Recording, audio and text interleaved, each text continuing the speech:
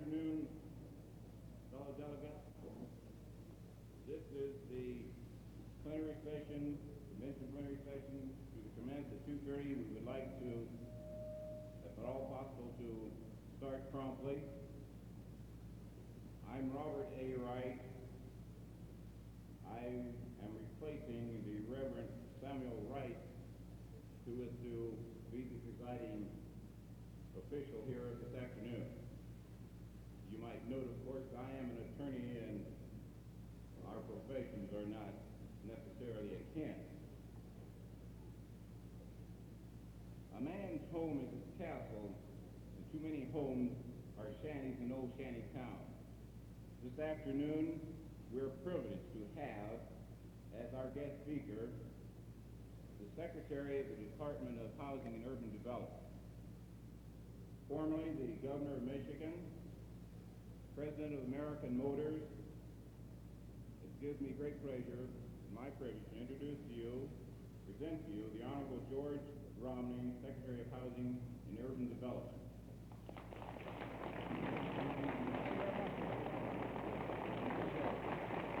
you very much. Thank you very much. Thank you very much. Thank you very much. I have a prepared text here, and if anybody wants it, I'll mail it to them. Because I got up this morning, and I made some notes, and I've got to speak from my notes. Now, I heard a very consoling sermon a couple of weeks ago. This speaker on Sunday said that the only people without problems were people in the cemetery. And that the more problems you have, the more alive you are. Well, we ought to be a good alive group, because we've got plenty of problems. Now,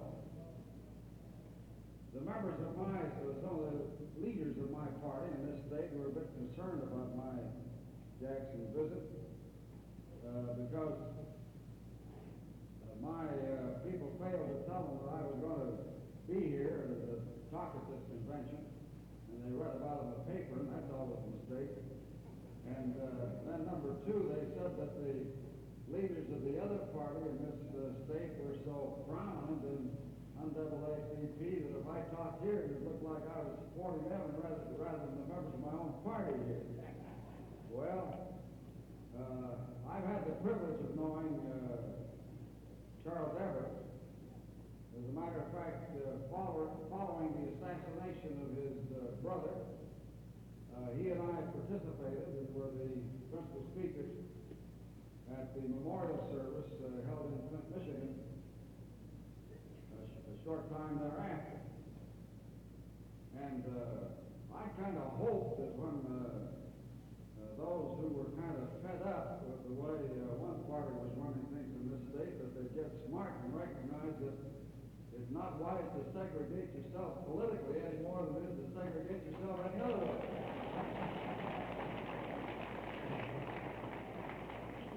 And I really think any area of this country is better off with good political competition, and any group in this country, and that means participating in both parties rather than just one. And being taken for granted, that happens pretty fast. Now, as background for the remarks I want to make, I'd like to just remind you two things. One is that human progress has occurred as new laws and principles have been discovered and then obeyed. And that no matter how hard we try to improve, unless we're using the right principles, we will never achieve as much as those who do. Now, last week I played golf with the greatest golfer in the world, some people say, Billy Casper. And I think I've hit more golf balls than he has, because I've been playing much longer. And I go out in the morning, as I did this morning, and I play 9 balls a hole, 6 holes this morning. But when he saw my swing, he said, "You're the 9th wonder in the world. How you ever hit hit that ball with that swing is a real wonder. Now, he uses the right principle, and he's mastered it. And the result is he's the world's leading money winner on the golf circuit. Now, the second thing I'd like to remind you of by way of background is what Walt Whitman once wrote. Walt Whitman once wrote, "It is provided in the essence of things that every fruition of success, no matter what, is followed by something to make necessary a still greater struggle." And we find this through life. Life's pretty simple before you're married, but when you get married and you're that successful, why, it becomes more complicated. You have children, it becomes more complicated. And when you're successful, you have new somethings and new problems. Now, tomorrow's the 4th of July. And I happen to believe that the founders of this nation voiced new principles in the history of mankind for self-government. And that those principles are sound principles. And that what we've achieved as a nation, and our achievements and successes have been greater than any nation in history, despite our deficiencies. That these successes have helped create the problems that we now confront, as I want to make clear. But I also want to say that as far as I'm concerned, those who say that because this nation isn't all it ought to be in terms of its principles and therefore ought to be destroyed are as wrong as any group can possibly be, because it's the perfect application of our principles that will achieve our goals, and not shifting to principles that are not as perfect as the ones on which this nation is founded.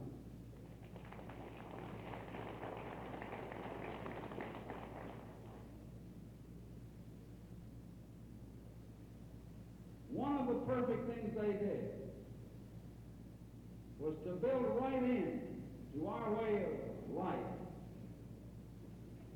a way by which we can achieve change without violence and bloodshed and revolution. That is a revolution based on bloodshed. And while they wrote perfect principles in the Declaration of Independence and devised the best structure of government yet known to man in the Constitution,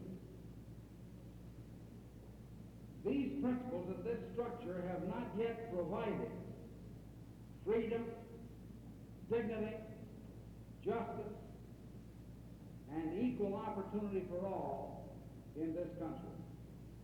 And I'm very much aware of this. I'm very conscious of it. I'm very conscious of the fact that as you talk with those who have been denied freedom in its real sense, and justice, equal justice, and equal opportunity, that their order of priority is to be extended human dignity first, to be esteemed as we esteem ourselves. That this is the number one priority. And the second is equal justice. And I'm well aware that we don't have equal justice in the United States, and that those who are mistreated and discriminated against before the law as a result of race and other considerations. And I'm also aware that there isn't equal economic opportunity. Now, let me just give you a simple example. When we moved to Washington, a young woman, a mother of 3 children, was taking care of our room at the hotel where we stayed. And she told my wife of her experience in buying her furniture. She'd gone into debt for her furniture. 3 weeks before we got there, she bought a new couch. And this couch broke down within 2 weeks. Just the springs dropped out and everything else. And then this retail organization that she bought this couch from, because she stopped payments threatened to come in and take all of her furniture. And she kept trying to get them to recognize that they sold her a poor piece of furniture that wasn't worth what she paid for it, that wasn't what it was represented to be. And she was given the runaround. And so my wife finally got into the act. And she'd call them. And they'd say they'd call back, and they wouldn't call back. And I won't go through the whole story, but she kept after it. 14 contacts. And it wasn't until the change of ownership, and she threatened to take more specific action, that they finally recognized that they'd mistreated this woman, and they'd simply taken advantage of her because of race and her economic circumstances. Now, I know that this is not an isolated situation, and I know that these types of things exist in various parts of our country. And as a result of our not having realized our principles as fully as we should, and as a result of our successes too, and the fact that our successes have confronted us with new problems. No nation has ever been as successful in eliminating poverty as we have. 90% of the people in this country were living in poverty at the turn of this century. Only 15% today. But the affluence and the spread is so great that this is obviously a tremendous problem, and it's a problem in more ways than that. But in any event, this has created new problems for us as a society. And as a result of our successes, as well as our inability to apply our principles fully and successfully, we now face circumstances in this country that really involve our national survival. And this is only the third time in history when our national survival has been at stake. The first was the question whether we're going to win the Revolutionary War. The second was when the Articles of Confederation were inadequate and we had to have a constitution. And the third was the Civil War, and this is the first time since the Civil War that our very continuation as a nation is at stake on the basis of how we deal with our present problems. Now, while I realize that there's been a good deal of criticism here of the President of the United States, I want to say this.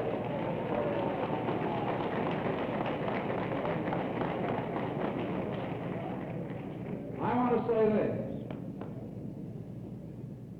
that in my opinion, and after all, I've fought for what you're here fighting for a long time. I fought in San Francisco, and I fought my own party, and I refused to endorse the nominees of my own party because I thought they were finessing the issues that you're concerned about. So I'm not a Johnny-come-lately in this situation.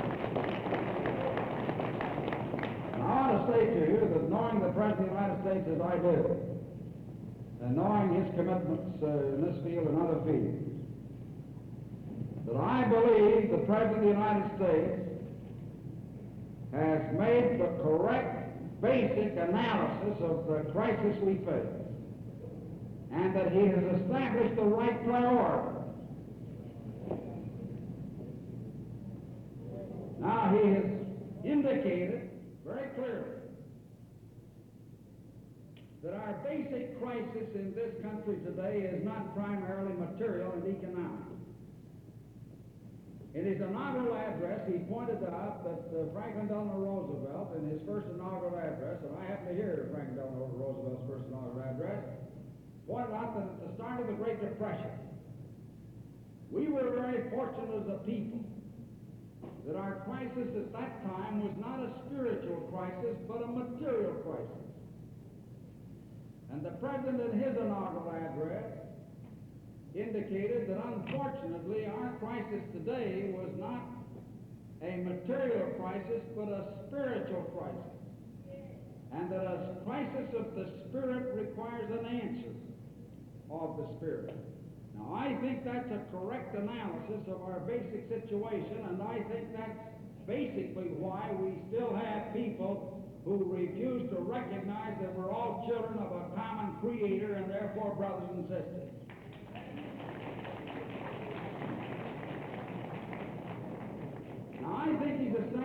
correct priorities. And the priorities he's established are these. Number one, to stop the war in Vietnam.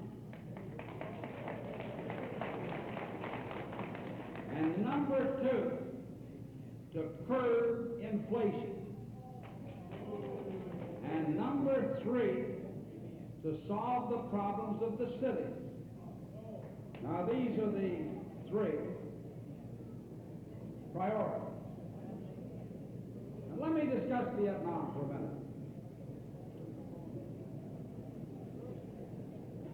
In my opinion, we became involved in Vietnam because of our early successes following World War II.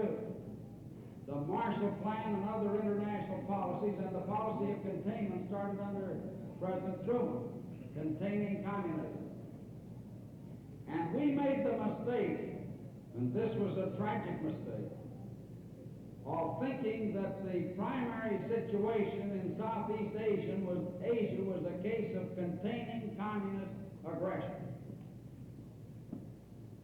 And this was an unfortunate mistake, because the people in Southeast Asia, and this includes the North Vietnamese, the South Vietnamese, the Laotians, the Cambodians, the people all through that area, have been fighting Chinese influence and domination for centuries. And to think that they were being used as a tool in the process of international communist aggression in that area was a mistake. And the most tragic mistake we've made in our history internationally was to become involved in this Vietnamese conflict.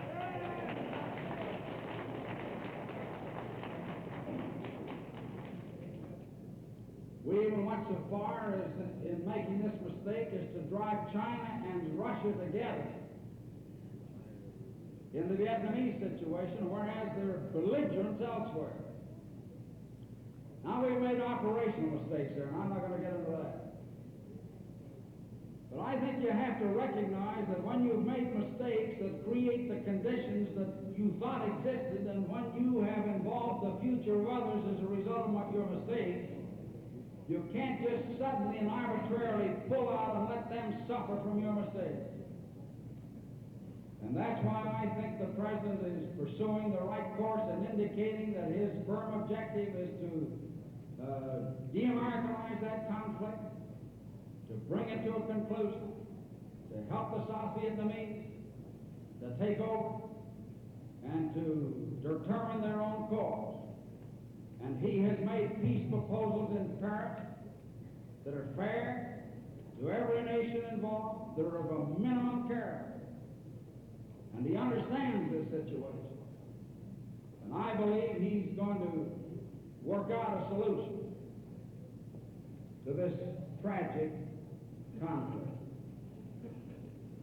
Now, number two, inflation. When you have inflation at the rate of 4.5% to 6% annually, that's creating more poverty every year than all the subsidies we have can possibly alleviate or cure. And the people that suffer most from inflation are the poor. And as prices are soaring and rents are soaring and costs are soaring, it's the poor, and primarily the black poor, that are suffering most from inflation in this country. And that's why it's necessary to curb inflation. And the President is determined to do so. And there are powerful forces working in the opposite direction.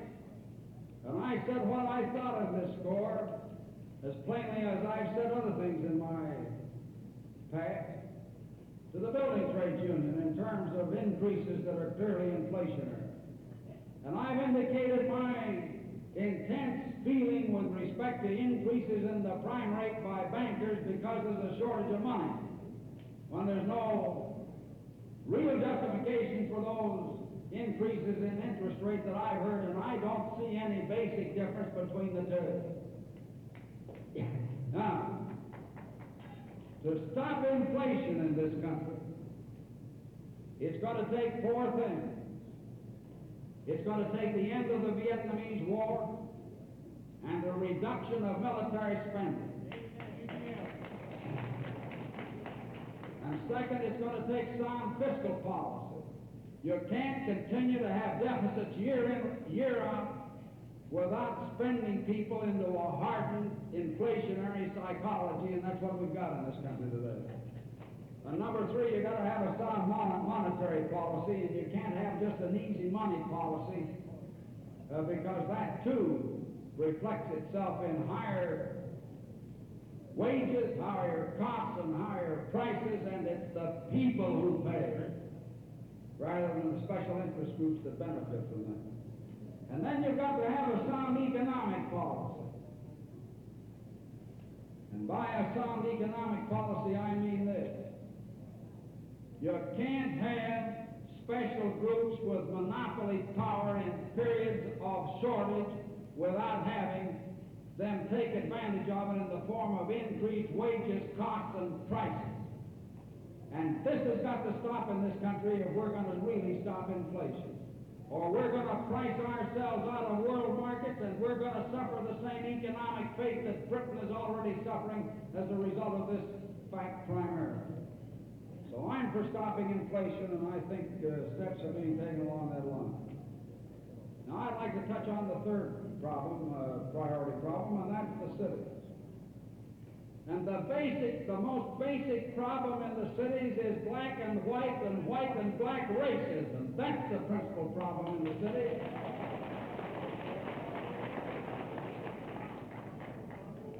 And I hope you won't prejudge the President's position on some of these issues involving civil rights and racism. I happen to feel that our position as a department has been inaccurately presented at this convention. It's been stated that we have entered into model cities contracts involving minority groups that are not fair. Whether we've authorized such contracts, and my department hasn't authorized any such contracts. As a matter of fact, at the present time, there aren't any model cities contracts. There have been 35 cities that have been proffered a model cities contract and the supplementary money, but none of them have entered into contracts. Now, what's been talked about is an agreement reached between the building trades and contractors in the Boston area that we didn't have any part in. And we're in the process of discussing that contract, and the question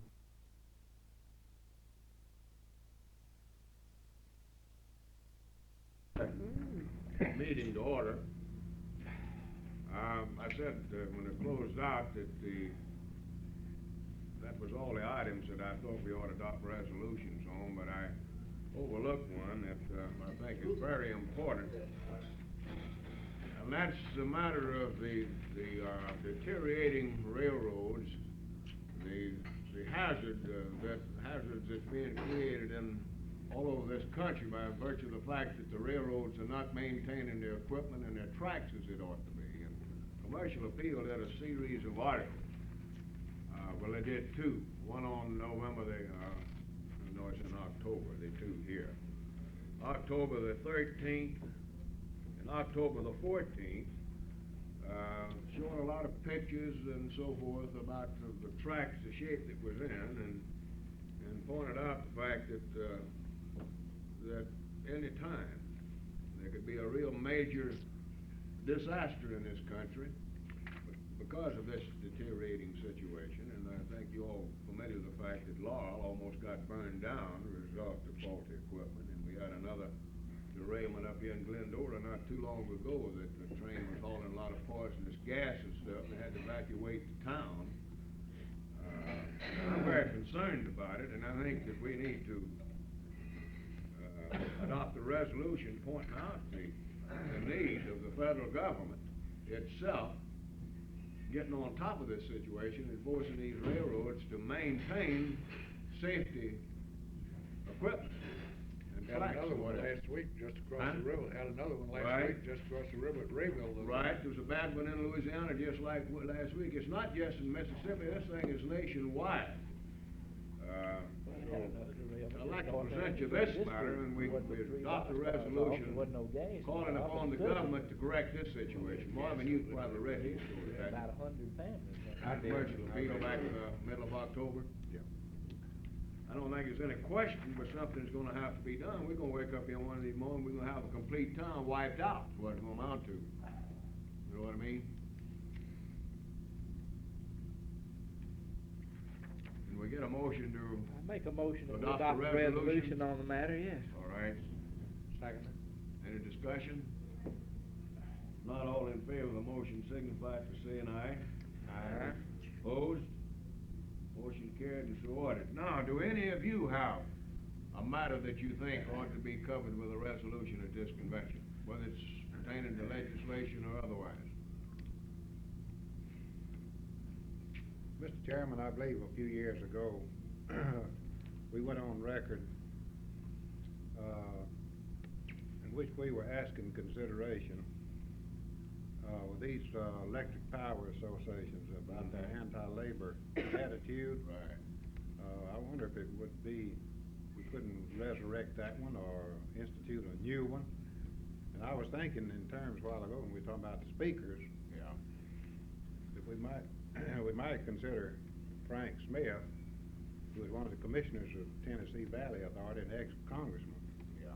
to address the convention and come up with a resolution. I don't know just what that benefit us, but I think it's a thing we might need to keep on after. Right. As you know, in the Reiterating, so to speak. yeah, in the construction field, we don't have any problems with doing TVA work. When you get out to the power associations, they take the same attitude that a private contractor does, or a private plant, as far as the organization of the association is concerned. They'll fight you right down to the line. The four counties, the Tennessee, the Tom Bigby Power, the Monroe County Electric, all of them. So, I just. We had a recent experience here over here at Clinton with IBEW, Jack Schaefer's local. Yeah. If Jack was here, he could really enlighten you on Yeah. some of the problems they've had. I certainly think it would be appropriate if you'd offer a motion. I think I'll get with Jack and we'll see about revising the resolution, and if they want to invite Frank. I want to see, we had Frank down one time. When was that we had him down? It's been several years ago, and it might be appropriate to get him back. Very good suggestion. I believe Frank would come. You want to offer a motion on the resolution on the co-op situation? Yes, I'd offer a motion along the line that we just talked That about. we revise and reaffirm our position on the co-ops, electric co-ops, right? All right, any discussion on that? One way that we can help ourselves, if we can get our membership to have service and work in the counties or in the areas of these co-ops. Yeah. Well, they have a board of, what are they called? Board of directors. Yeah. And they're elected ever so often, is to try to get people elected onto that would be fair. About every 2 years, most Yeah. places, I think. If any of you had attended the Capital Electric election this last time, you'd understand more about that. It's not as easy as you think. No, they got a nominating committee set that's up- all cut and dry. It's already almost cut and dried impossible when to you go break up in there. on, but Well, it can be but done. this It was was the broke way. in on in Alcorn County Yeah. last year. This was the way, though, that IBEW finally corrected the situation out here at Clinton, was they fought him in the organizing campaign. He got people laid off and so forth. So they got together with some people friendly to the labor movement, a couple of members of the legislature over here at Kent. Case, and they proceeded to go after the board, and they got enough friends on the board to fire the manager, and now the result of that is they've got all these people reinstated and have negotiated an agreement with the co-op. You see what I'm talking about? But I think this can be put into that resolution, stressing the importance of our people participating in these associations. All you have to do is be on the line, and you're automatically a member of the association. I used to be on the Singing River line myself. Yeah, and the way they you operate can't- there, it's impossible to get anybody elected there, Now, you can't Put on elect, drive. you can't elect a new board member when you get the notice that the election's coming up and the meeting's coming up. Too Go late up there and then. Nominate somebody. No, You've you got gotta to do the start work. beforehand. You gotta do the Well, What late. they because done, they we gotta tried cut that at drive. home once. Yeah. And what they done, we nominated someone that had to have an election. They got on the phone and they called all the business places and the factories around Corinth and got the factories, Wurlitzer, turned their employees loose and instructed them over a loudspeaker Who to vote for. to go up there and vote but says, I tell you now, says organized labor's trying to take over your co-ops and your light bills are gonna go up. And then the 2 years after that, we tried to, in other words, they, tried to run one, the same thing happened. And then, about 4 years ago, the Negro Association, now where the NAACP or Writers League or what, nominated, Negroes on the board, and they put it out then to everybody over town, you better get up there, they're gonna take over, they're gonna run your whole power company, and voted them down. But this last year, they started a year ahead of time. They got a lawyer there, Windsor. We'll have to elect him on the election commission, and he kind of spearheaded the thing, and we got 2 men off, and 2 men elected. One of them, I think, will be fair to organized labor, the other won't. But at least it was a change. At least it was a change, but you can't wait till the day of the week before the election. Oh, I couldn't agree with you anymore, but the opportunity's there, is what I'm saying. Well, the way they operate down Singing River now, see, before the election, they will send a letter out to you and then telling you if you can't be there to, Sign a proxy. sign a proxy, Yeah. give them the authority to vote for you. Yeah. A lot of people does, of course, I don't do it, but then. Yeah, you own it, Singing Yeah. River, ain't you? Yeah. All right, we have any more discussion on the motion? If not, all in favor of the motion signify by saying aye. Opposed? Motion carried, so ordered. Anybody else have a subject matter they want a resolution on? We might leave that with you, just like we have the speakers. After you get home, you get thinking about this, if you come up with something. Now, what we'll do is, we'll go ahead and prepare the standard resolutions on union label, COPE and stuff like this. I mean, this stuff is more or less routine, just reaffirming our position on using union trade goods and the need of political action, all this type of stuff, so. There's a couple of items that is part of our program of progress that I think we ought to continue to hammer at. That's the precinct conventions and county conventions, in getting favorable people to come through the process of precinct and county conventions to come to Jackson to take part in the state convention. And also, another item is changing election day to Saturday. That's part of the program, all right. That's part of the program, but I think. That's the reason I was checking that thing out. I wasn't too sure about this lowering the voting age thing. We should have incorporated that into that point on there about changes. I'm gonna go back and check the convention. I think we might have voted on that, but anyhow, if we get around to revising our legislative brochure, we'll include that stuff in there. Well, what I was thinking, now it's not inviting a speaker, y'all may do it anyway. But I think it would be good to send a letter out to all international, inviting a representative from their staff to be in attendance at the meeting, at the convention. I think that's very Yeah, good. Yeah. Yes, we'll do that. Sure will. Do we have anything else now before we move on here? Mr. Chairman, do you think we ought to go on record as favoring, reform in the, manner in which we elect the President of the United States?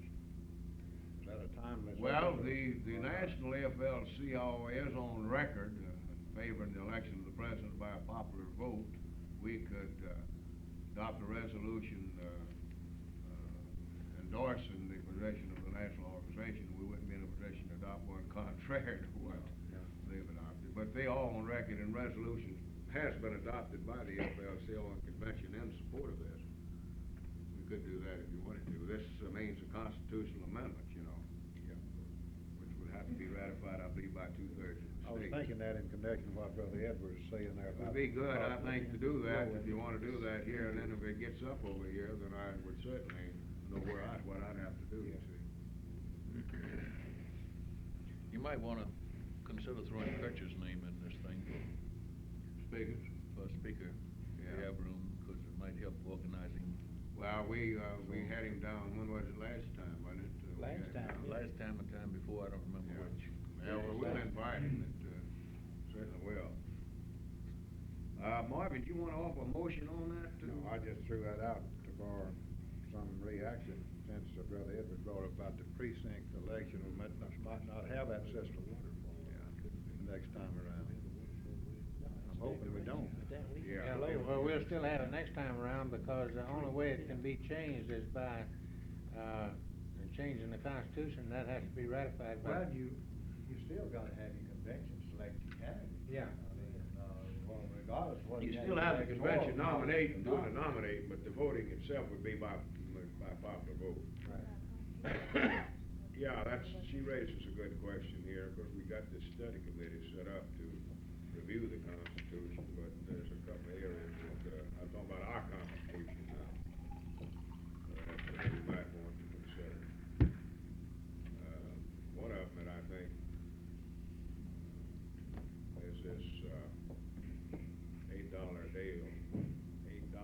day meal limitation allowance, which is pretty low now.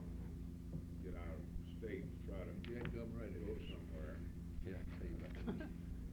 You get in the city of New Orleans, somewhere like that, We you're got lucky one to meal get took one all our meal lives. on that $8 time you get through. So take long. Get out of. This is one of the areas that I can think of that you might want to consider changing. On setup.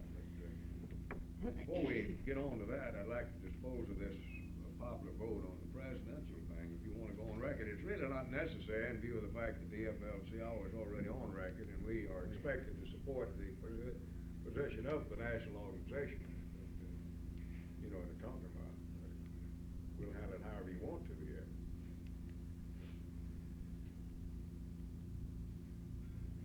Just want to leave it stand like it is? All right. Well, Yes. while a committee, or whoever does it, studying it, it should be all our study given to the board members.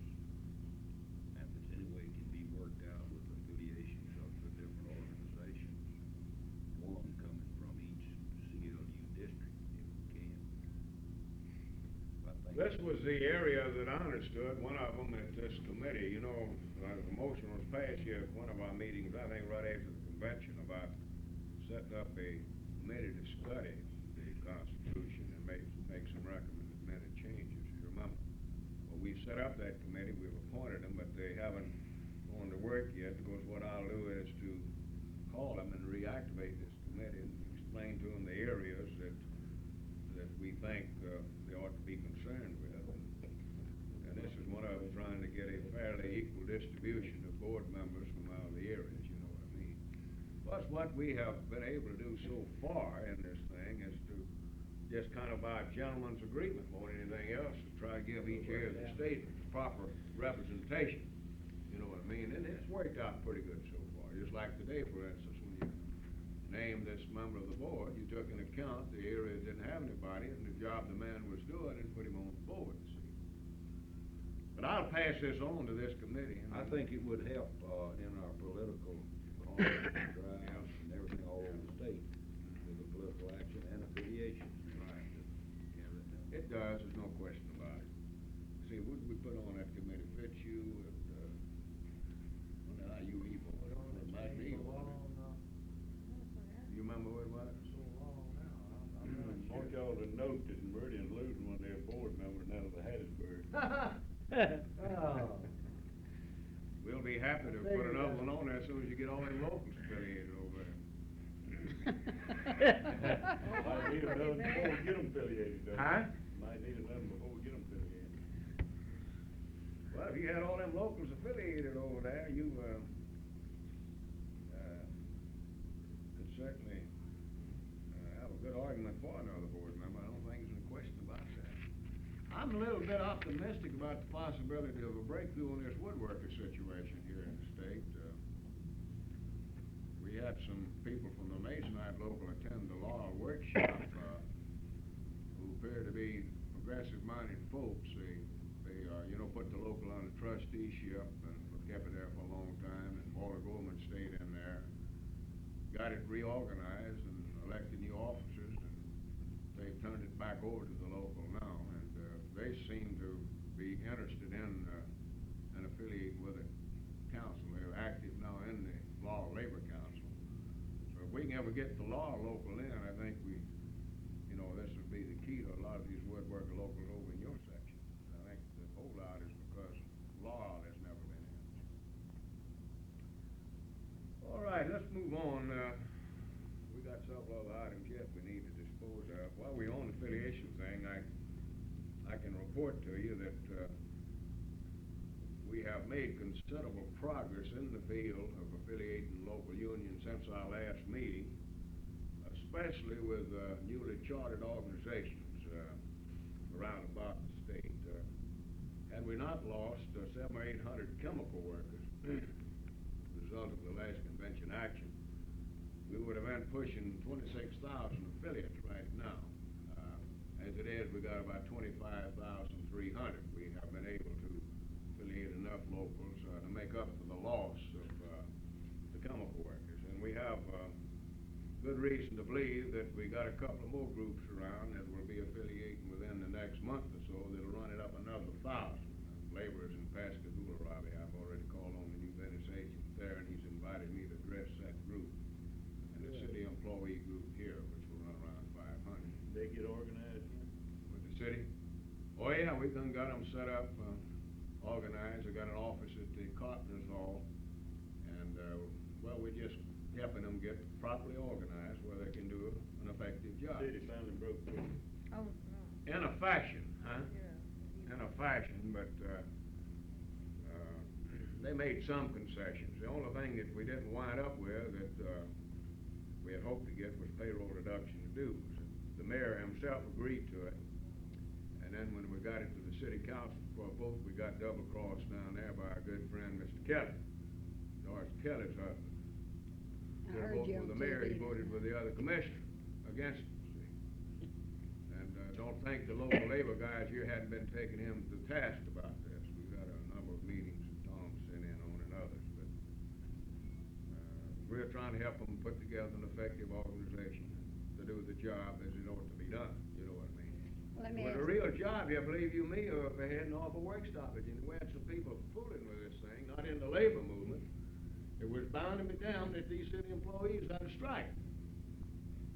Not people working for the city that was agitating the situation, you know what I mean? And if it hadn't have been for us, we'd have had a bloody affair here. You know what I mean?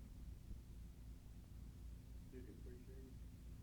The mayor does. The mayor really does. Them other clowns they haven't got sense enough. Well, let's see, did you want to say something, Eula?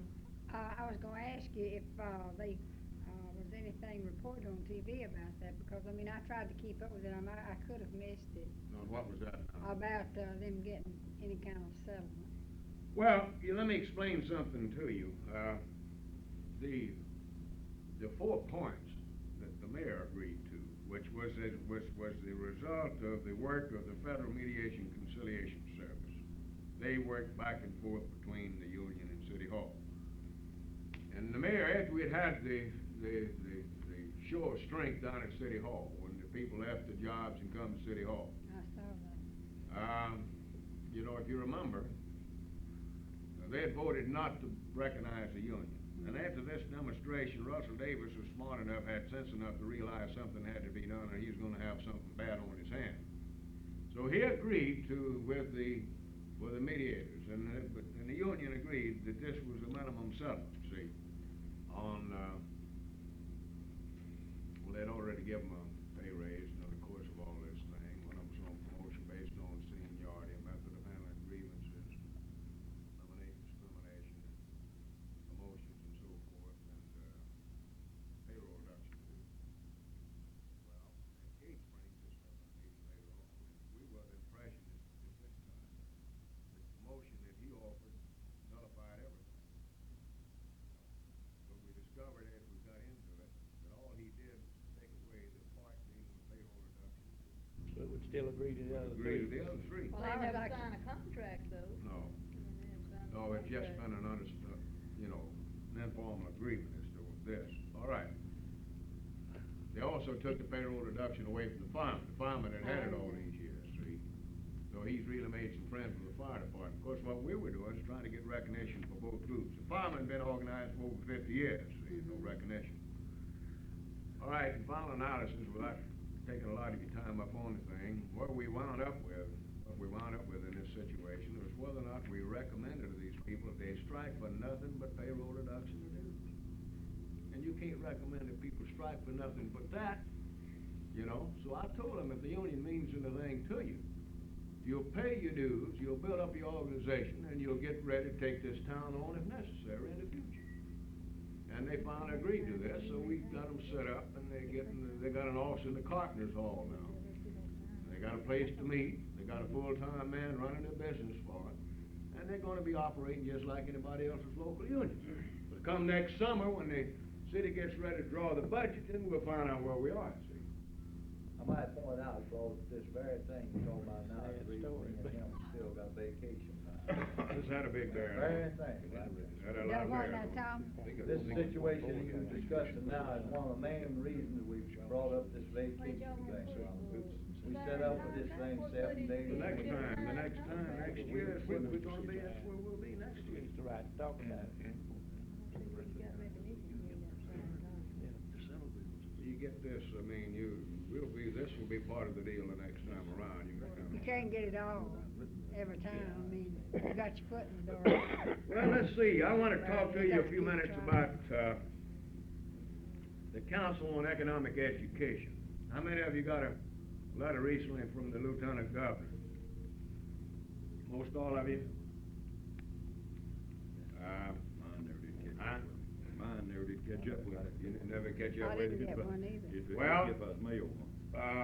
I have been very interested in this Council on Economic Education, and we've talked about this program before. And I guess this is something we need to also think about adopting a resolution and going on record formally in favor of. We've talked about the Clergy Economic Council, which Brother Jackson has been working with. We've got two different organizations, one dealing with ministers, one dealing with mostly school teachers and training programs on the campuses of the universities to teach school teachers about how the system operates and so forth. The other one is the Clergy Council, is how it operates, how the system works for preachers. This thing's been going on for a couple of 3 years now, and it just hasn't been moving like it ought to move. So we had a meeting here not long ago of the steering committee. Decided we'd try to get a meeting, a cross-section of people, business people, bankers, farmers, labor union leaders, and everybody. See if we couldn't get a meeting again, and see if we couldn't generate some more interest and get this thing moving. I think now is that the two ought to be combined as far as fundraising purposes are concerned. Set up one more or less steering committee who put on a drive for funds and then allocate X amount for each one of them. This is the thinking now. So the meeting that we're talking about will be held on the 10th, Primo's North Gate. I wrote some of you a letter that are people that I thought might be in a position to come. That this meeting would be held, and that you'd probably get an invitation from Dr. Mayer from Mississippi University on it, and it develops that the letter went out under Charlie Sullivan's signature. Now, if you haven't received an invitation, you're receiving an invitation from me now to attend if you can. At Primo's Northgate Restaurant, next Wednesday. It's on the 10th, right? 12 o'clock. 11 o'clock. It's 11, starts at 11, and it's The letter I got said 11. 11. 11. I think I read it too, I saw hers. Yeah, I think it's 11 o'clock, you see. Now, I'm interested in getting a good labor turnout. We want to make a good showing if possible. Now, do we have anybody present that's in a position to come that hasn't received an invitation, would like to come? That's not it. If you have, I want to put your name in the pot now, see. If you think that you can get off from work and come to the thing, let me know about it. So we're gonna have to get a head count. I haven't sent my card in yet. Are you gonna try to make it? Is anybody here that didn't get an invitation thinks he might be able to come. Right. James, did you go? Are you gonna try to come, I've James? returned the card, it depends, we got negotiations in Columbia on the 9th. Yeah. And it's only supposed to be one day. If it is just one day, I'll be there. If it's 2 days, I won't be, of course. Yeah. Main thing is the nose council will know how many plates to fix. You see, I'm I on returned the cards, I would be there. I'm on the executive committee of the Council on Economic Education, and he serves on the clergy thing. But we're gonna try to put them together for fundraising purposes. Now, the main thing of this meeting You know, is the to try clergy to, had a little balance at the end of our last deal. There is a balance in Yeah. that argument. and they've done a better job than the other one has. Yeah. They've held 2 seminars, and they've done an excellent job, the clergy thing has. All right. Little money. The next item that I've got down, and if any of you got anything now that you want to bring up and get board action on, don't hesitate to do so. But the major business left before us now is the General Electric situation and making some concrete plans in support of the boycott and continuing in our efforts to try to raise some money to help these people out. I don't think that I have to impress upon your minds the importance of this situation. I think all of you realize that the labor movement itself is being put to a real test for this giant corporation. And that if these people are forced to go back to work and accept the offer that GE has now on the table, that we can fully expect trouble down the road in all of our negotiations, all of your negotiations with the people that you have to do business with. Now, I asked Brother Starnes to attend this meeting today because primarily of the General Electric situation. I think all of you are aware of the fact that President Meany is chairman of the coordinating committee of this joint bargaining group, and that he's taken a personal hand into this situation.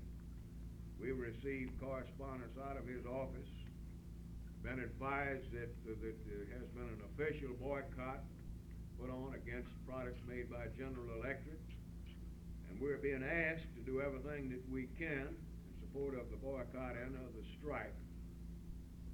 And Brother Starnes and the organizing department have been instructed to devote full time to this project. There's been some suggestions made about holding some meetings to generate support, both against the boycott and both to raise money. We've done one special mailing out of the State Council office making an appeal to local unions for financial help. This was before the boycott was started. And they've made some recommendations about hand-building stores and stuff like this. So the floor now is open for a discussion on this matter of what do we do.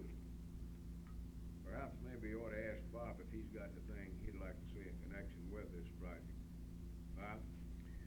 Well, I think what you said is true, Claude, and I think everybody around the table recognizes the fact that this is not just a fight against GE.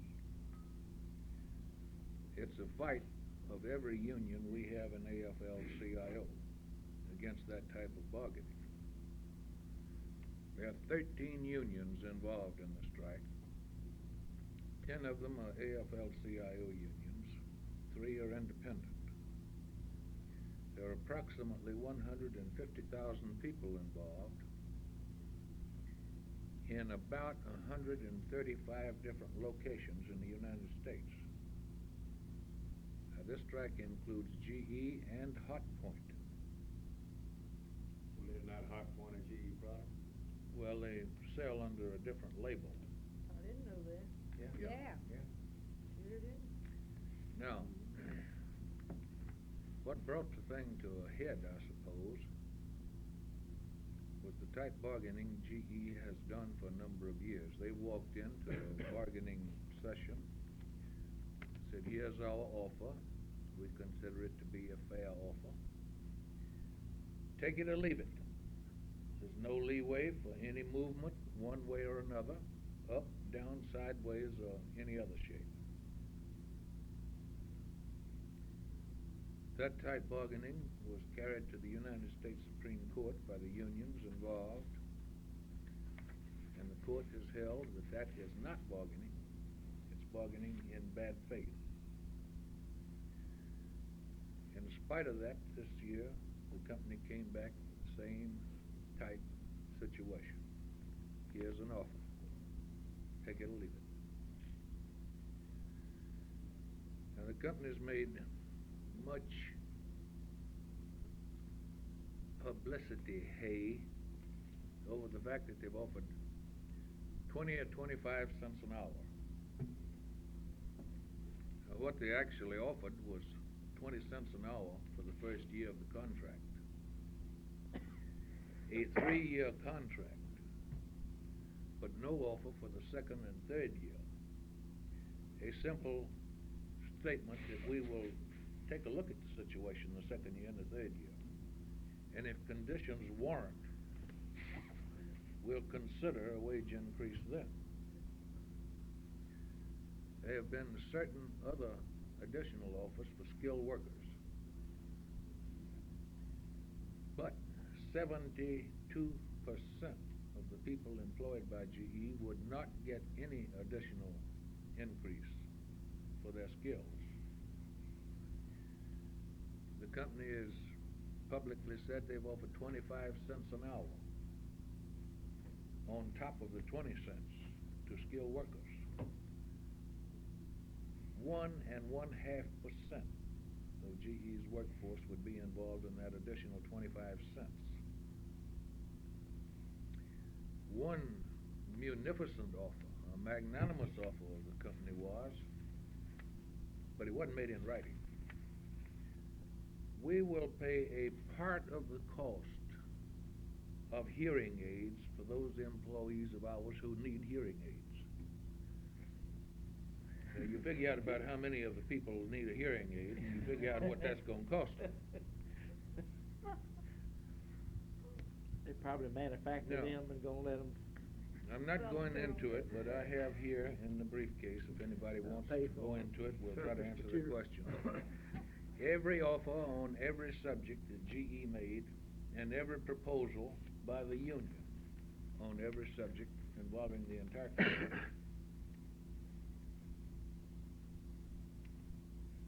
knowing that this thing is of importance to every union in the country, the National AFL-CIO is in this thing up to its neck.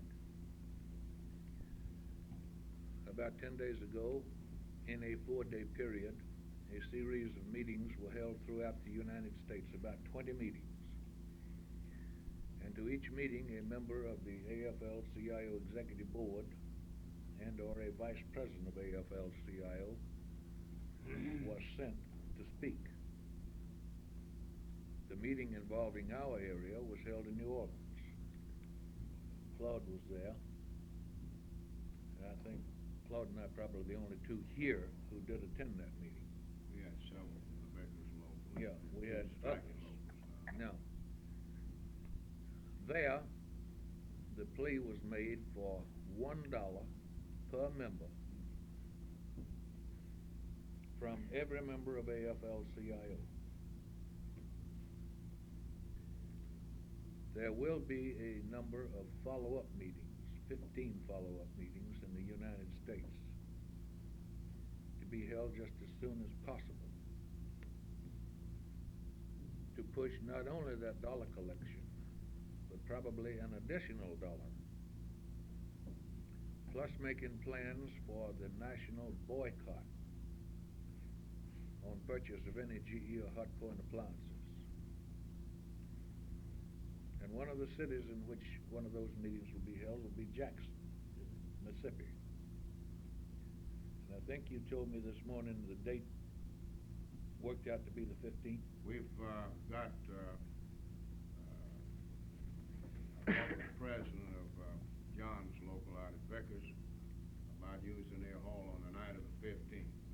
We do have, they have agreed to let us use that hall. If we agree today that we want it on the 15th, and there is a place available. They've got a nice big hall out there. I don't know if you've been in it, Bob. They've got a nice big hall, and they've got plenty of parking space around. We up here and try to get it in one of the hotels, you got the parking problem. Yeah. So I think it'd be better to have it. I think it's an excellent place, Yeah. and as soon as I leave here, I'll call Kessler in Washington and tell him so he can begin to hunt our speaker. They will again send a national speaker down. There is to be, well, while I'm on that subject, this meeting is aimed primarily at leadership. That's local union leadership, central body leadership, state council leadership, any other kind of leadership we can get our hands on, but also it's open to any and every union member throughout the state. And I think Claude's gonna get a mailing out on the time, the place, and so on, and any additional information we might develop between now and then. Now, I was told that IUE was spending $1.5 million a week. Now, that's just one of the unions. That union happens to have more people involved in the strike than any of the others. $1.5 million a week.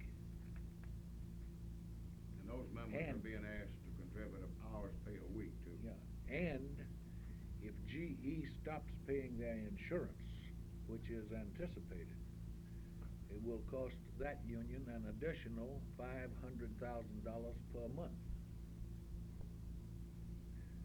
Now, IUE had a convention recently, a special convention, where it was voted that every member of that union employed would pay a minimum of an hour's pay per week into a special strike fund. Now, so much for that. I'm trying to be brief on it. Tonight, we have a meeting, Claude, Tom, the local central body people, and our staff, with the GE people here in town.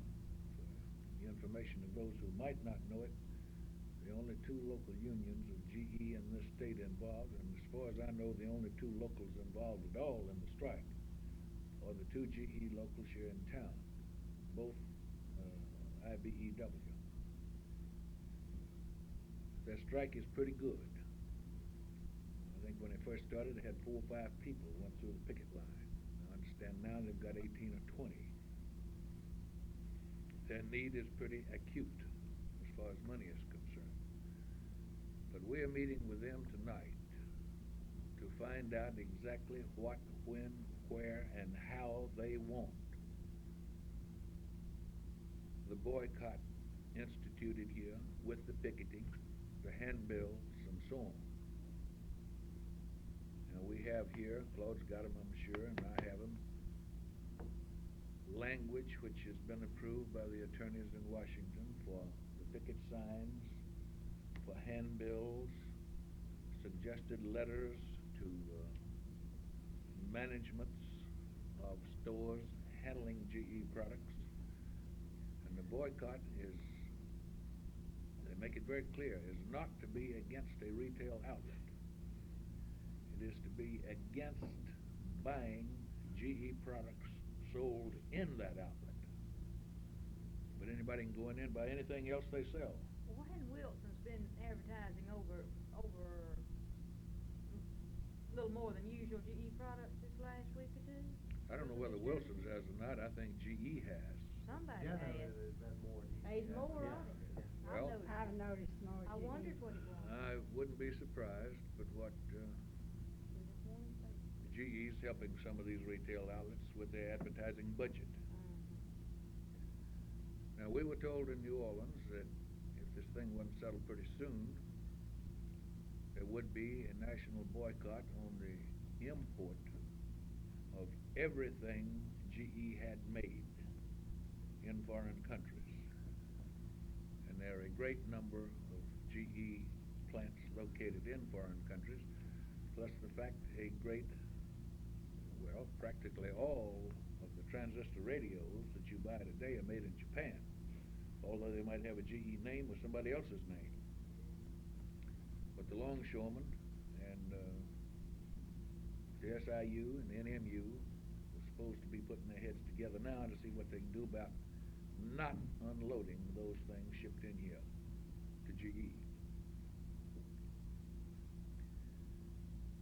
And as I said earlier, CWA, ACWA, and everybody else around this table can expect, if GE wins this thing, to have the people they negotiate with in the next year or so walk in and say, here's our offer, take it or leave it, and get up and walk out. As I said a while ago, if anybody needs the complete bargaining history of this thing from the inception, how the unions tried to begin bargaining 6 months ago, and how the company didn't do anything but sit and listen and do nothing, and then how all of a sudden, a couple of days before the strike, they walked in with this offer and says, this is it. How they set up subcommittees to study pensions and study insurance and study other things. And now the company says everything those subcommittees did is null and void, and there's no value. We got to do it all again, and we'll give you our offer on it. That's the kind of bargaining it is.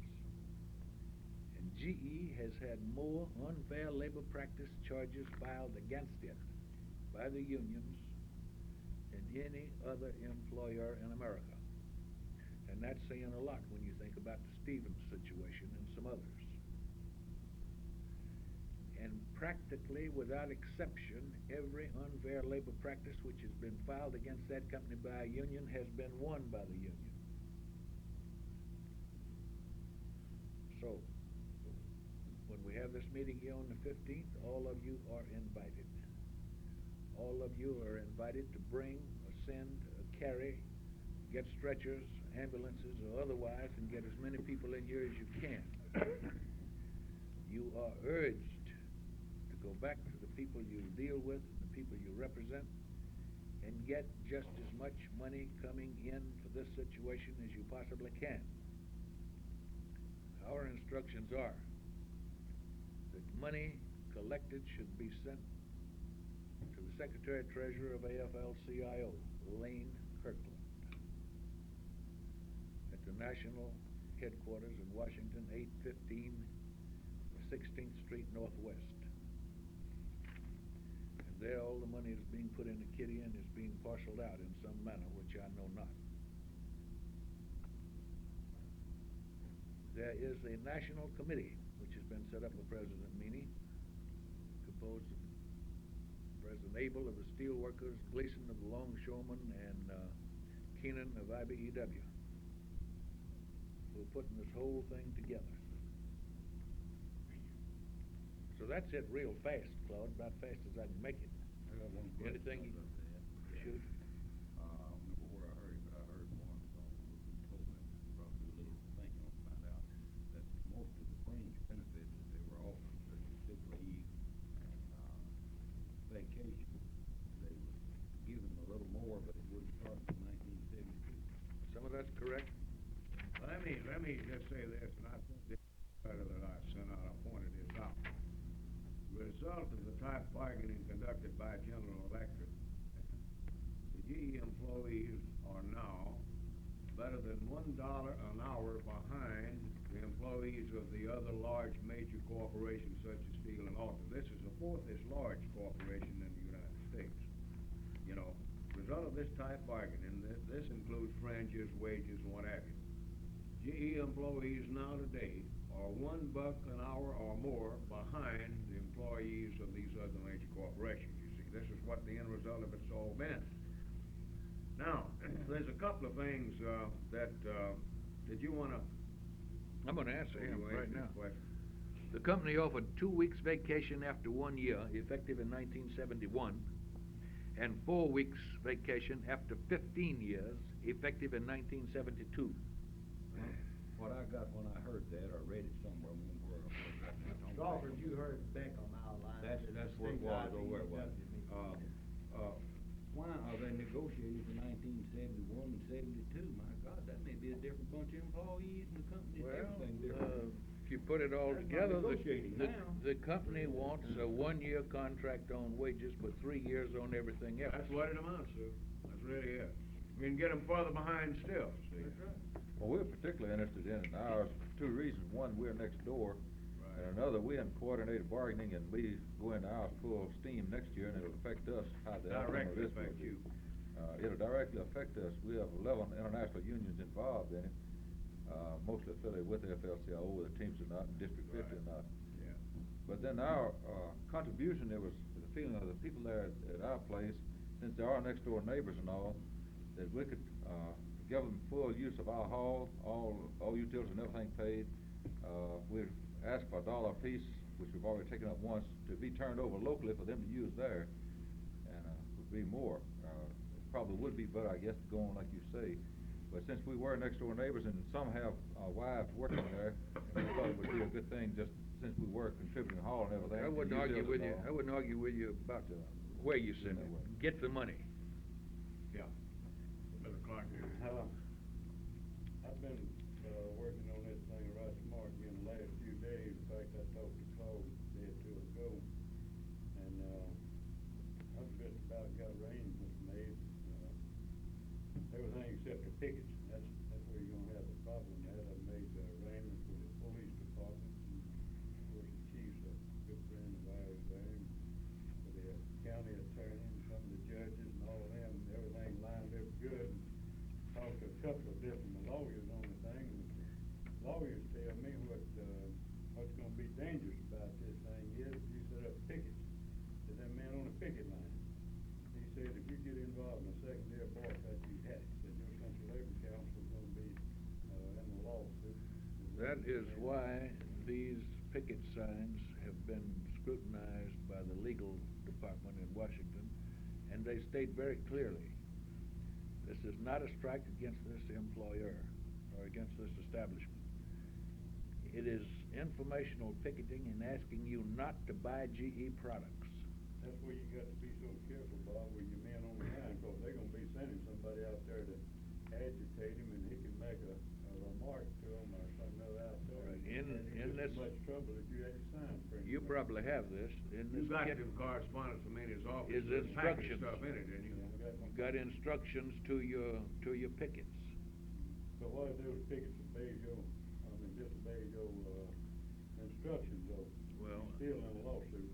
I don't know what you're gonna do about that, except get some pickets who won't disobey your Yeah. instructions. What you'd have to do is to get them together before you send them out and give them proper instructions Right. as to how to conduct Yeah, themselves. but You couldn't afford to and send them I out know, without it. I tell you, some people you can talk to all day long, that thing great way, and they get out there and somebody gets to irritating them, they're gonna lose their head or something, and then there you are.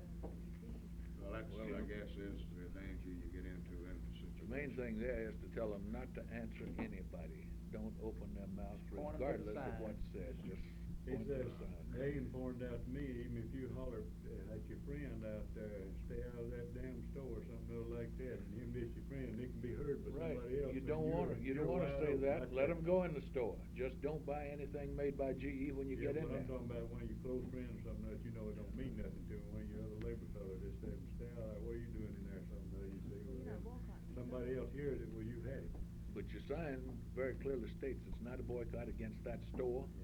It's only the GE product They would sold in really that have a store. hard time proving that anybody said that, really. The thing you'd have to rely on what's on Yeah, your sign. proving it, but that ain't the point, though, On your Don. sign. Proving, while they proving it, it's costing the hell out of you.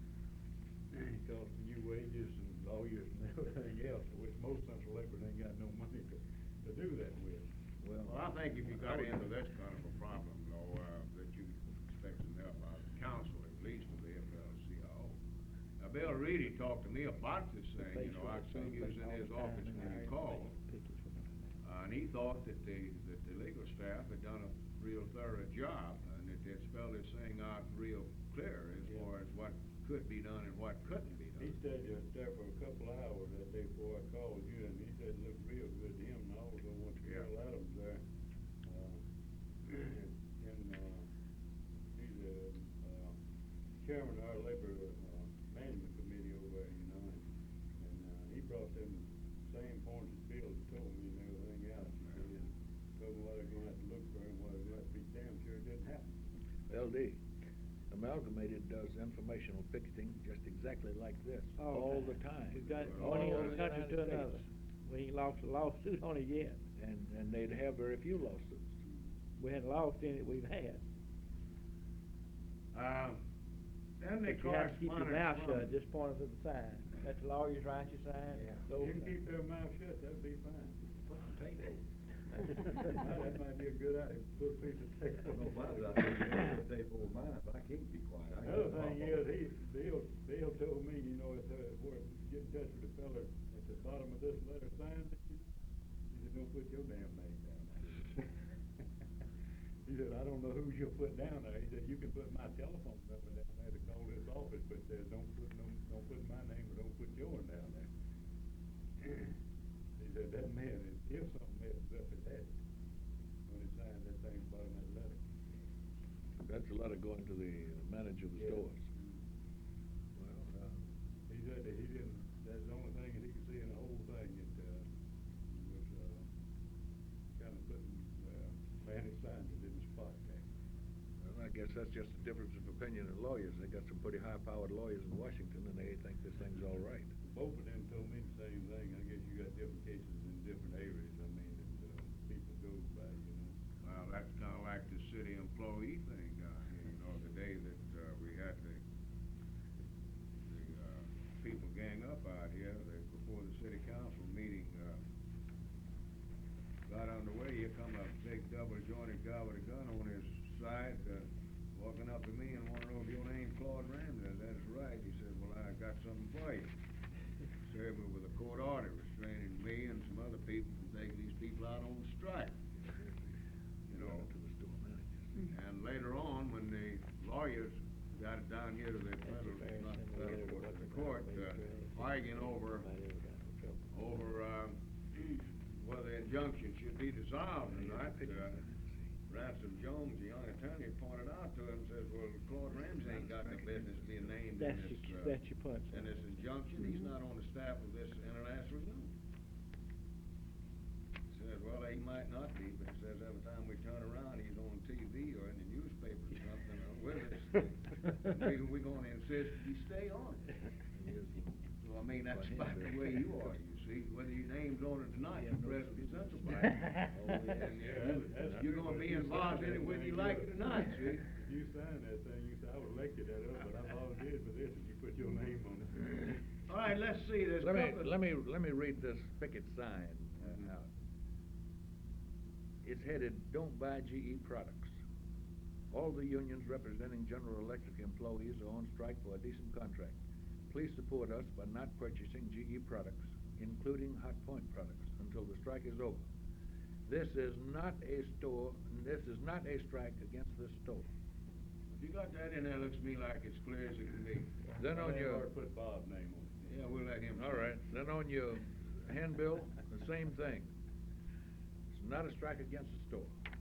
I know, I got that copy. He's got all that. He's president of Central Bank. Yeah, but some of This these other stuff was people may mailed not out to have. all of the state councils and Central Yeah, Bank. but some of these other people Yeah. didn't have. Yeah. Well, listen, there's a couple of things actions we need to take. I think it's generally agreed we have to do everything we can to support this strike and this boycott.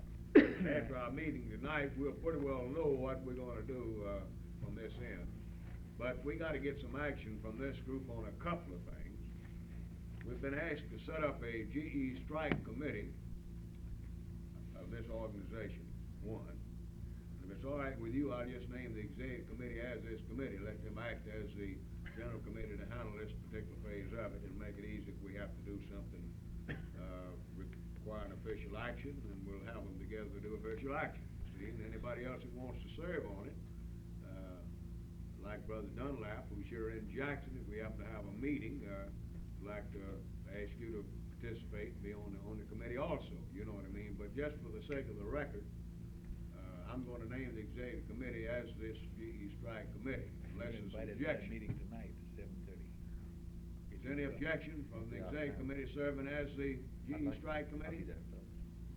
Any objections? No objections? All right, the executive committee, has been named now to handle He goes through these real the fast. general I say, electric baby, we phase ought to of this object, too. activity. All right?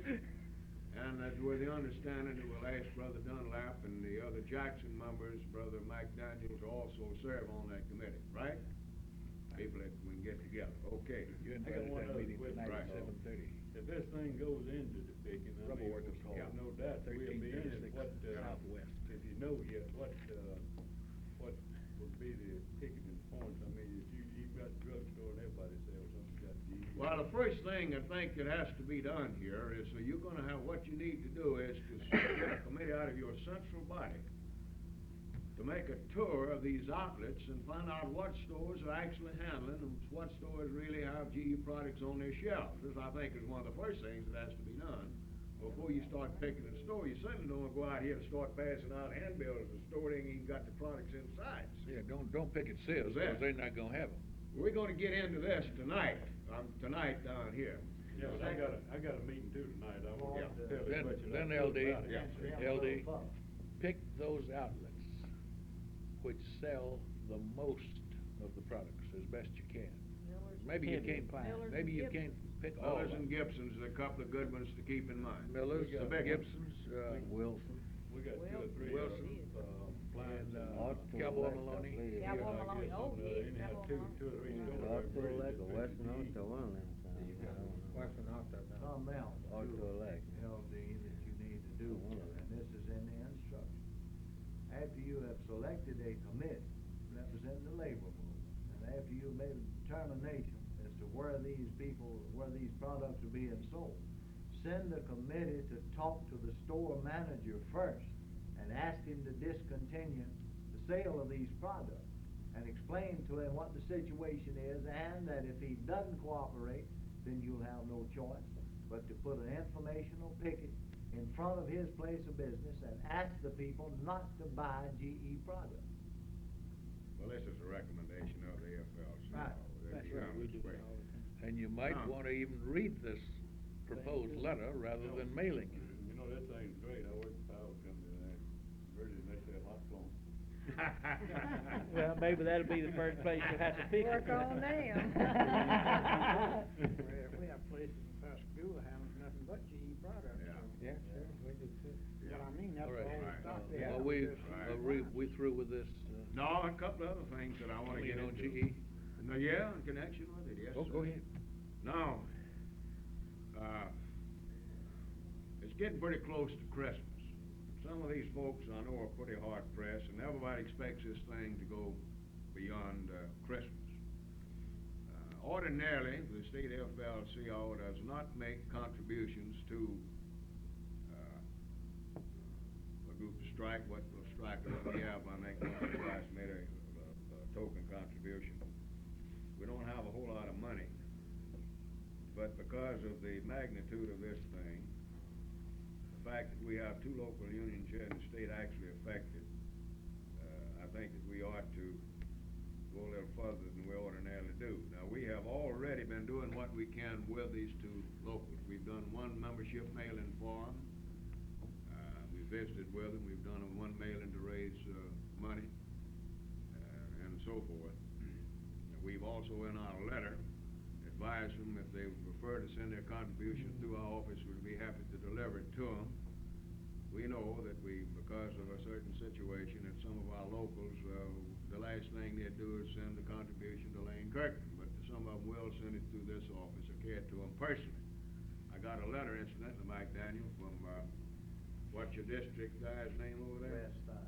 Steinhelmer, about my letter. He, appreciated the fact that we devoted the whole page of the report to the GE strike, but he's kind of concerned over the fact that I said something about sending a contribution through our office, and he was concerned about, we got all these other thousands of people to worry about, see.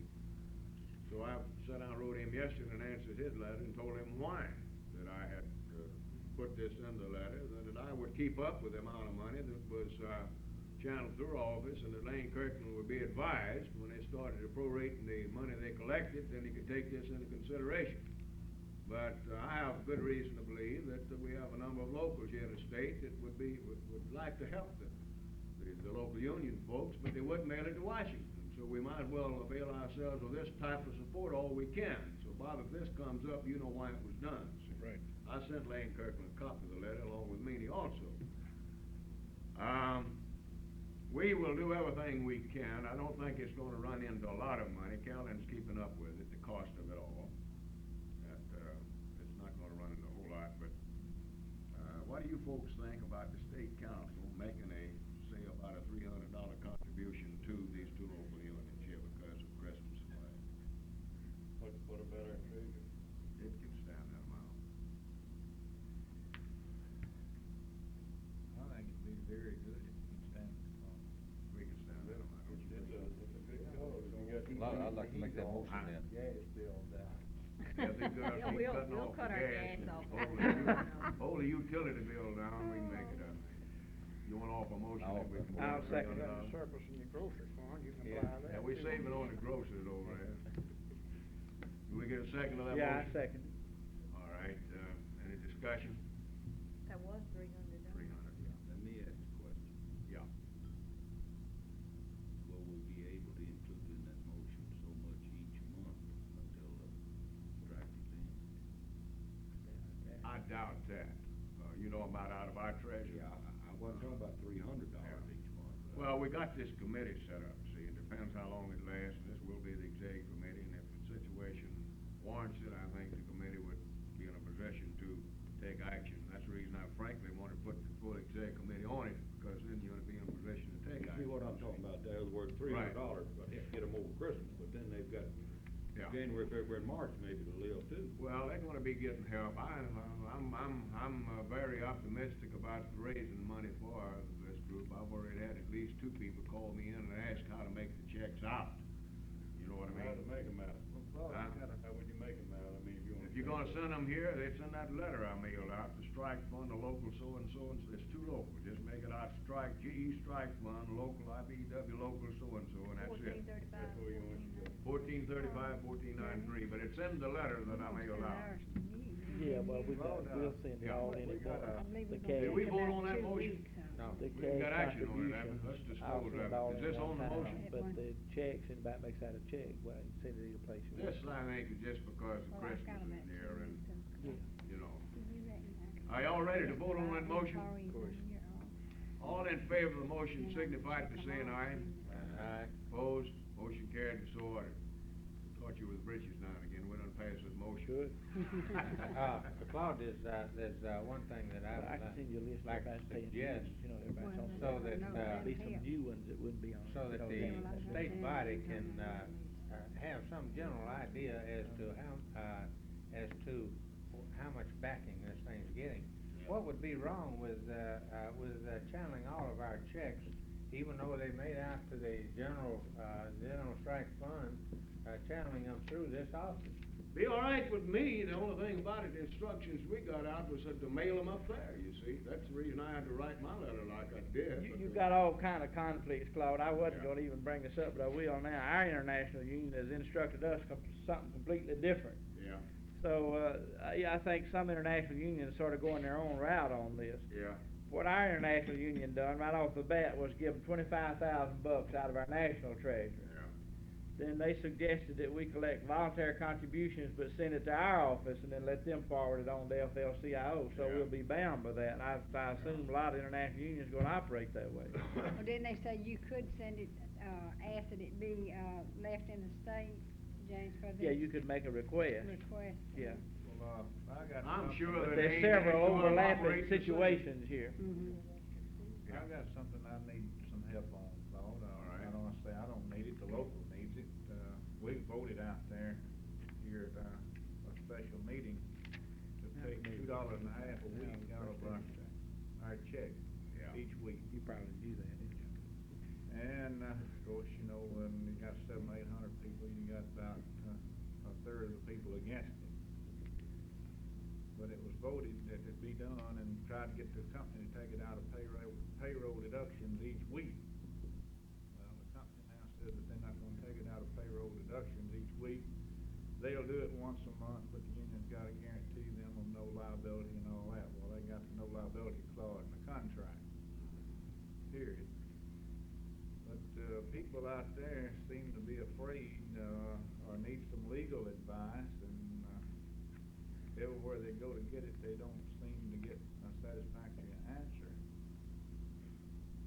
or will they get in trouble if they go ahead and push this thing on in there and take this deduction out? And this is where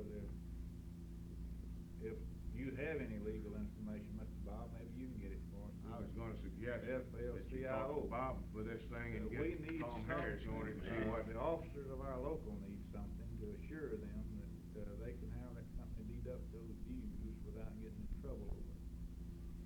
Uh-huh. Um, Now, your motion was, The motion was made to deduct it. how much? Payroll, $2.50 per week Per per week, member. per member. The company says they're not gonna do it on a weekly They'll basis. do it once a month. But they'll do it once a month, provided they gotta have all this, we're covered. Well, they're covered in the contract All anyway. right, now your officers want to know, are they covered? Right. And, I'll ask that question when I get this is out here. something that they need assurance on.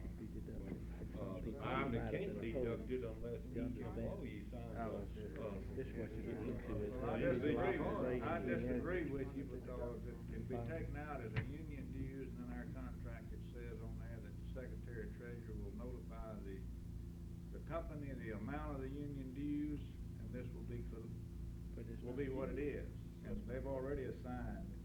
You know what you need to do? You need to get a copy of your agreement, turn it over to Bob, and let him send it to Tom Harris. And let him pose the question to him, and let Tom Harris advise you, under the language of this agreement, to whether or not you could be sued or something of this It has to be consequence. authorized, that's Now, I agree with you, this is pretty well standard language. We had it in the one I used to work under.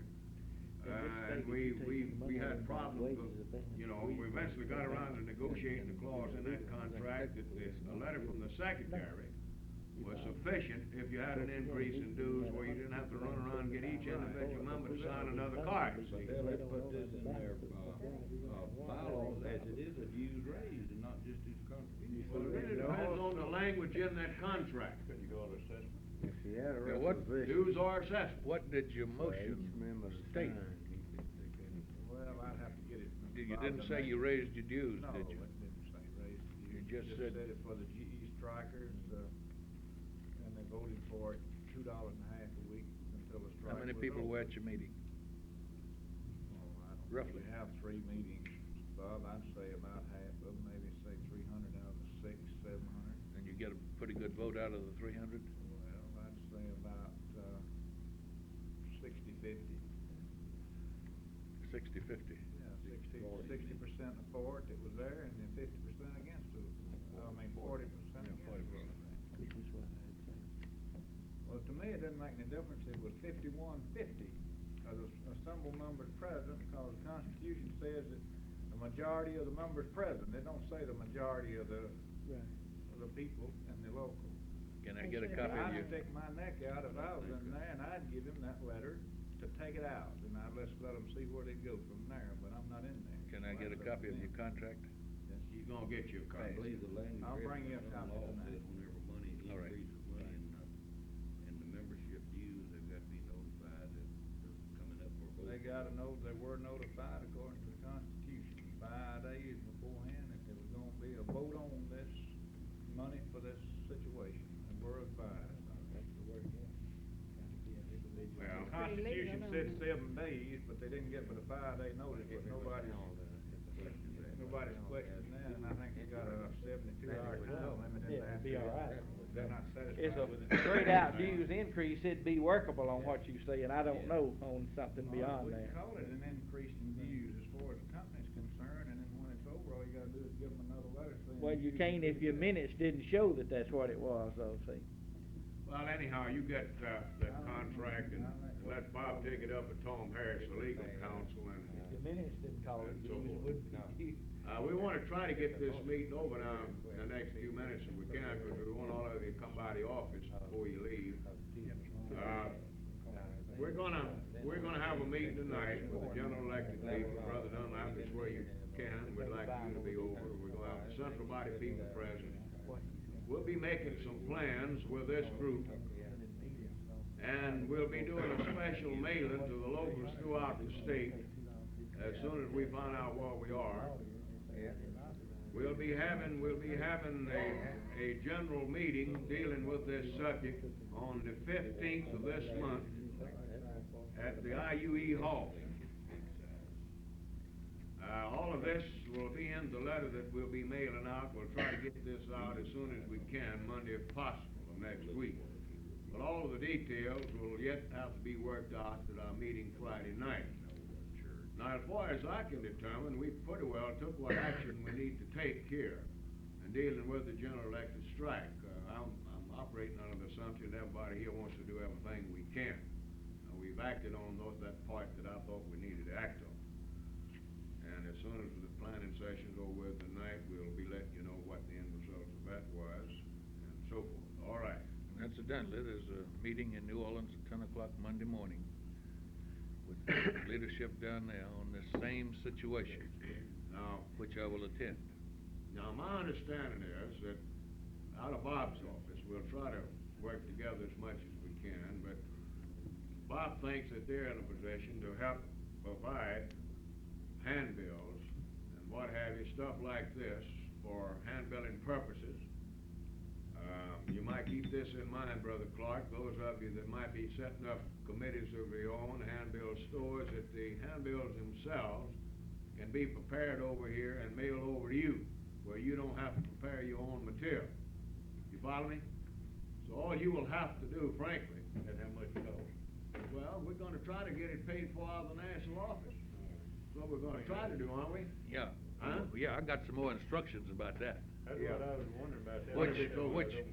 Which I didn't hear real well, but the instructions were, if you can find some, central body or some local union that'll pay for the paper cost on that, get them to pay for it. I got one other question. If you Bob. can't, go ahead and run it. You can misconstrue that perfectly, though. Well, You know, couldn't over find at, it. I haven't St. found it. Gaylord, I haven't He found ain't found anybody. anybody, see. Got big. All right, you better not. Could we, our Brother Clark have the floor for a minute? Over at Gaylord's and Gibson's, you can't even get close to the store unless you get on private property. That right? You have a right to get on that property on a sidewalk in front of the store, even though there's a parking lot in front of it, and you have to go through the parking lot to get on the sidewalk. In other words, that little walk right there in front of the store, you got a right to get on that. Correct. Right, there's That's some what I wanna Supreme know. Court decisions on that involving the amalgamated clothing That's workers, what- whether you that's can what pick at bothered the me store about that over behind all the shopping parking center lot, you things can. back way back a half It's in mile here. back, you know. It's in here somewhere. You can't get on the It parking was lot? Supreme Keith? Court. Or you can get on that wall. Does Right anybody in else- front of the front door. Does anybody That have thing in anything front of else the that we door? need to take Oh, action that's on? right. But the don't question step is, can off you that. go across their property to do that? We're If getting you ready to know. adjourn this meeting That's a public- shortly and go out to 826 Northwest Street. Before you adjourn it, I Finish got up. something I wanna All mention. right, okay, I've been giving a lot of thought about this for the last couple of days since I've heard it, and I don't know if we wanna enter it or not, but I'm wondering why we shouldn't. I noticed our brilliant governor has decided to appoint a sort of blue ribbon committee, he says, of management to Yes, sir. advise him on, the operation of the agencies of the state government. Yeah. And I was just wondering why, labor must have some brains, why we shouldn't be, taken into consideration here. And many, many times, the law don't mean nothing, it's how it's administered, and if these agencies is doing the administering, if there is such a committee and it's to function properly and we're part of it, we might do more good there than we could in the whole of the legislature. Well, it's a strange thing, I guess, all great minds run in the same direction, but I was just talking with, Tom about this yesterday, that I thought I ought to write the governor and call this to his attention. Think you should. And recommend that Labor have representation on this group, and, point out also that, the group be set up to administer the situation on the coast, the Camille situation, also didn't have labor representation on it. Now, if you'd like to get it in the record, I'd be glad to accept such a motion. I so move. All Make right. a motion. Any further discussion? Then it'll be official. I was gonna do it on my own No, anyhow. I think it ought to be official. All in favor signify by saying aye. Aye. Opposed? Anything else? Senator Purvis at a meeting last night, is suggesting to the governor that, the A&I board and the R&D. R&D, here be amalgamated and made one body. Couldn't agree with that anymore. That's just like something operating with two heads, talking about overlapping, we got it. All right, all of y'all coming by the office? Let me give them a little more instruction. All right. I'm gonna go call Kessler and tell him our date, tentatively is the 15th. It's set for the 15th now. All right. 7 or 7:30? 7:30, I guess. 7:30? 7 o'clock. 7 o'clock. 7 Okay. o'clock the night of the 15th. All right, I want to give him as much notice as he can to get us a good speaker, see? Right. Anything anybody else needs to bring up? And incidentally, at this meeting, I'm told we will be furnished with bumper stickers, pins, and other I've material. got 2 bumper stickers left. We'll have a drawing for them, a flip or something. I'll lay 'em up here on the table and y'all can decide who's gonna get 'em. That's the only 2 I got left. I brought some back with me from New Orleans, but they've all got away from me. Let me say one more thing, Claude, and then I'm gonna shut up and leave. This will be the first time, I think, almost, in Mississippi history that we have had something of this kind. I'm talking about that meeting for the 15th.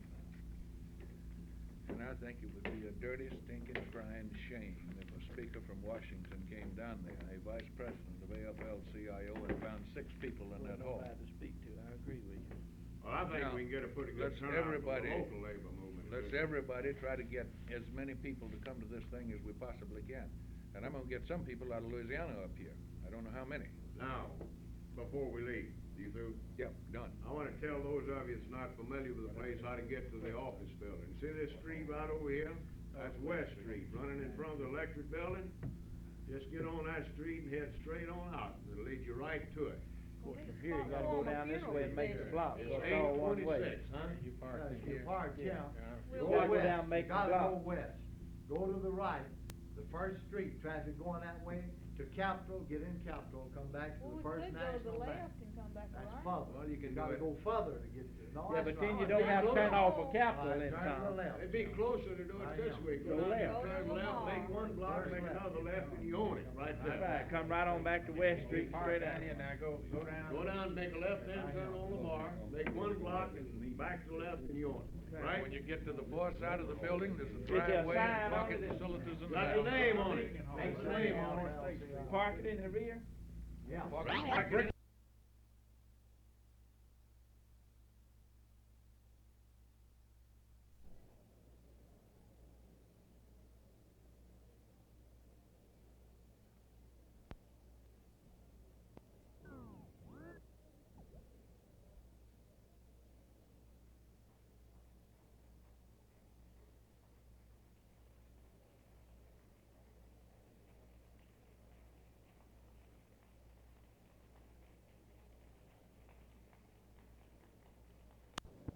Good afternoon, fellow delegates.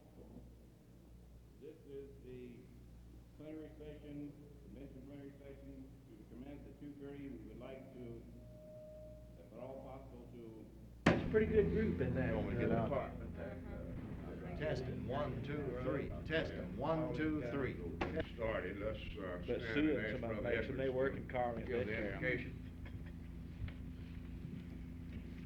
Our Father and our God, we humbly come before thee this day, asking thy blessings upon us as we sit here and deliberate. We ask to be with us, that everything that we do may be honorable in thy sight. Our Heavenly Father, we would ask thy blessings upon each one present and their families. And if there be any illness among any of the families, we ask that thou would be with each one and restore unto them much wanted health. This is our prayer in Jesus' name, for his sake. Amen. Today, but I don't think there's any of them that's gonna take a great deal of time, and we hope that we'll be able to get the business out of the way, in order that those of you who have a long ways to travel will be able to get out of here and back home before dark.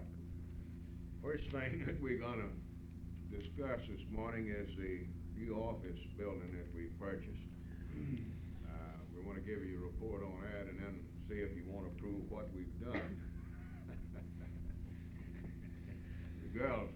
The girls have already advised me if you decide you don't want it, that they're not gonna move anyhow, so you might keep that in mind when you make your decision.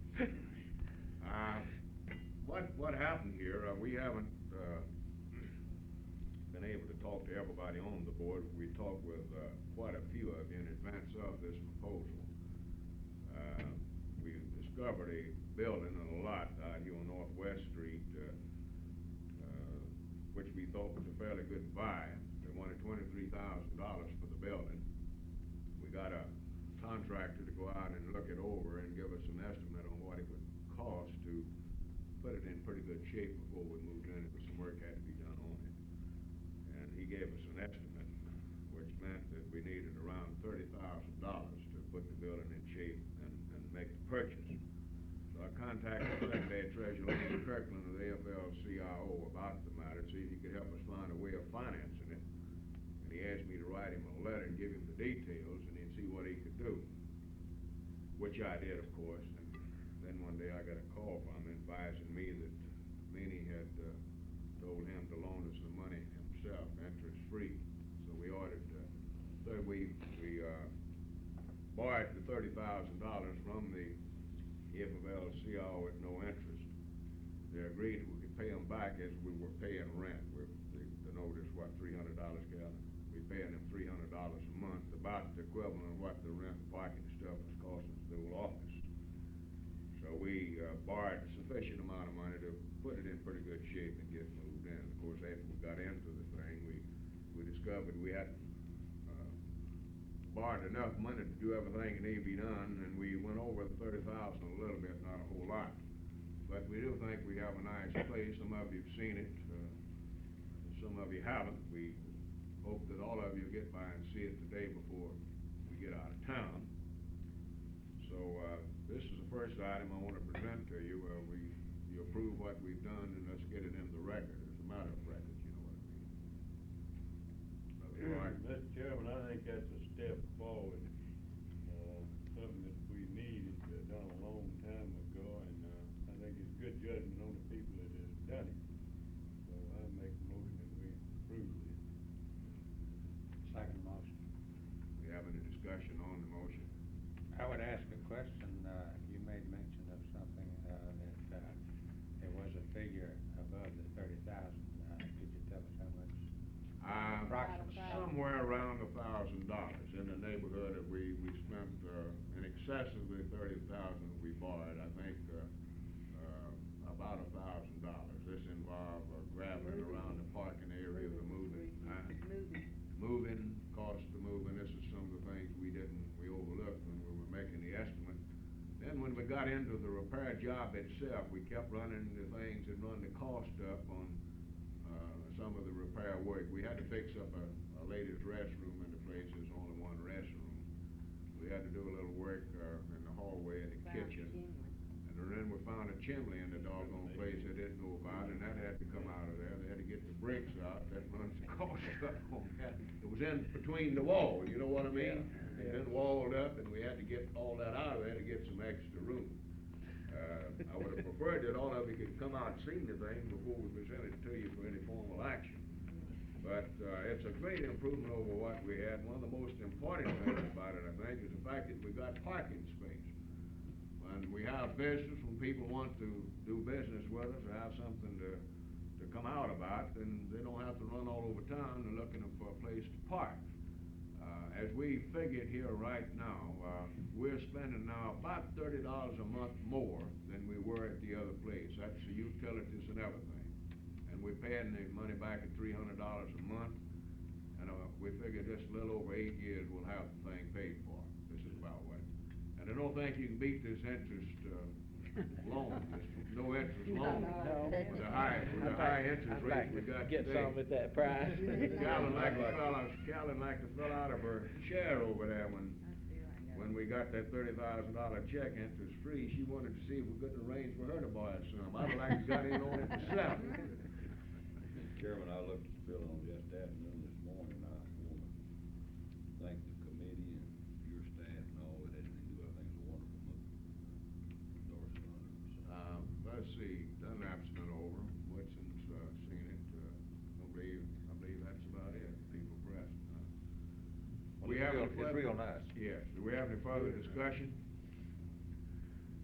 Not all in favor of the motion signify by saying aye. Aye. All opposed? Motion carried and so ordered. Let me ask this, about how far is it from the state capitol? About 2.5 blocks. It's really closer, I think, than the old place was. It I is. usually walk, back up to the Capitol, when they're in session. Parking is so bad around the Capitol anyhow. I have drove over there and had to come back, park my car and walk back anyhow. So it's in walking distance. It's very convenient as far as the Capitol is concerned. It's, We'll, long blocks now. Huh? It's long blocks. Long blocks, yeah. Little exercise, good for you. Well, I think it's closer than the old building was to the Capitol, really, don't you, is. Dunley? Carolyn, what's the number on it, 826. 826, isn't it? Yeah, we've got On the, Northwest. Northwest Street. that's the, street right here that runs between the electric building and the post office. Just get on it, go straight out, and you run into it just up close to the north end of that graveyard across from it. We got the name on the building. It's on the right-hand side. Right-hand side going out. We want all of you to come out, because we got a little errand we want most of you to perform. The automobile tags, we've got some of them, we hadn't got them all. What we did here, I think, after our last board meeting, we talked about this thing, and the board was reluctant to top a lot of money in these tags. We proceeded to make a poll, take a poll of the locals to find out how many of them were interested, and so forth, and we fixed up a flyer. All of you got this stuff. The result of it was that we began to get orders in here for the tags, and as soon as we got 2,000, that was the required number to get the lower price on them. I went ahead and ordered the 2,000. You see what I mean? And then we kept getting orders in, and so I called the man and ordered 3,000 more. And we've got the first 2,000 in, well, they shorted us 50, wasn't it, 1950. So what we've done here is to went through the list and packaged them up for the various areas that you come from. That's a good deal. And we're gonna ask you to help us get these tags out to the locals that had ordered them from your area. I don't think we've got too many for anybody to overload their car down, but it'll help us an awful lot, and it'll help the people too. So, we've got these over in the office, and after the board meeting's over, we want all of you to come over and not only see the office, but pick up your car tags. That's the one, if you wanna pass it around and take a look at it, I just brought one over here. Now, in connection with the tag, what do you think about, the executive board authorizing, yourself for the council to provide you with a tag? It's not gonna be too expensive. We felt that we ought to make a tag available to the members of the board free of cost. Brother Ramos, just one thing wrong, I've already bought mine, paid for it. We'll have to reimburse you that 75 cents, Well, I got one, but I hadn't paid for it yet, so I don't think I should comment on it.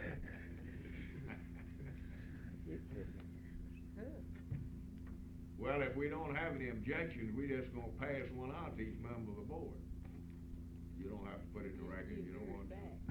You Huh? give yours back to the local. It would mess the books up, they've already written the receipt for it. Well, we'll give you one to put We'll on carry your your wife's receipt car. back and let them void.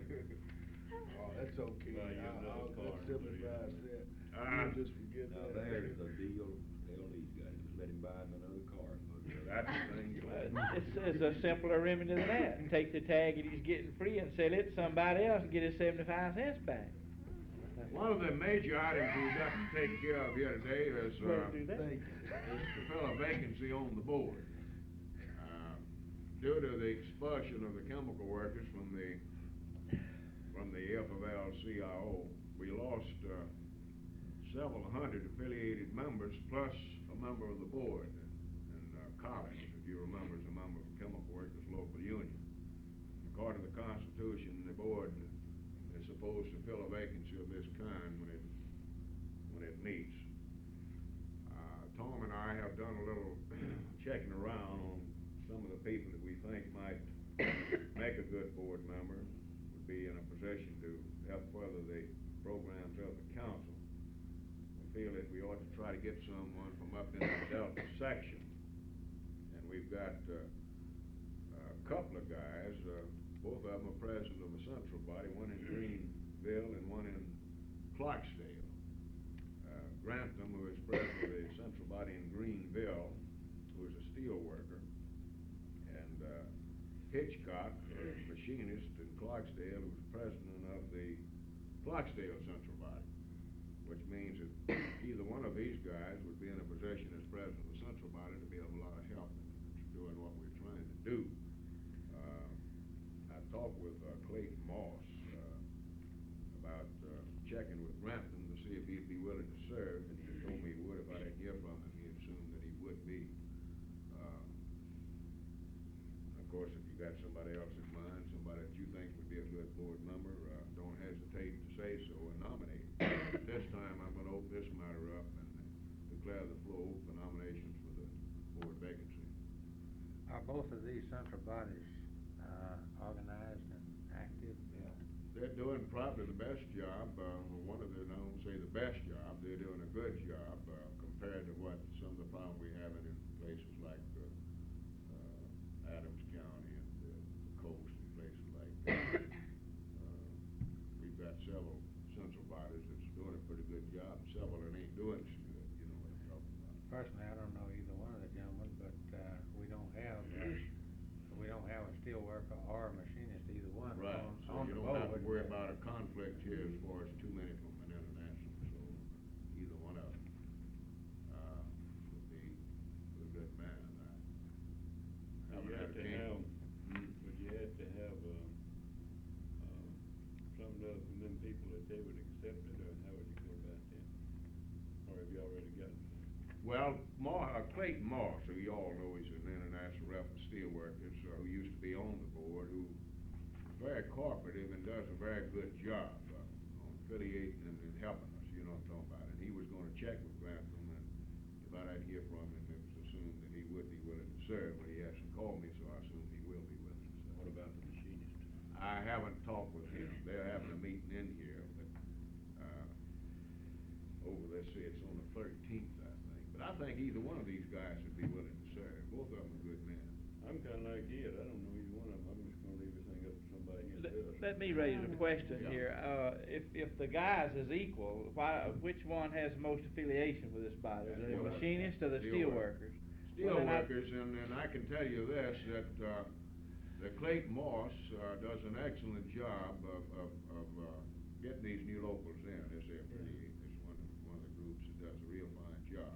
Personally, I would think that Grantham, would probably be as good a man as you can get right now. Well, I If we think- have a vacancy later on, we might think about putting Hitchcock on. Well, I think wherever you can, you ought to have as many internationals represented on this board. And of Right. course, if the steelworkers has got more members affiliated with us, then Right. I'd sort of lean to them for the Right. board position. And it's That's one of way the I feel fastest about it. growing groups, I can tell you this. Clayton Moss is doing an excellent job in organizing, and then when he gets the local organized, he usually gets them in. You know what I'm talking about? You don't have to worry about running out yourself, you see. Yeah. In the light of that, I make a motion that Brother Grantham be added to the board. I'll second. There's nominations in it, seconded. Do we have any other nominations?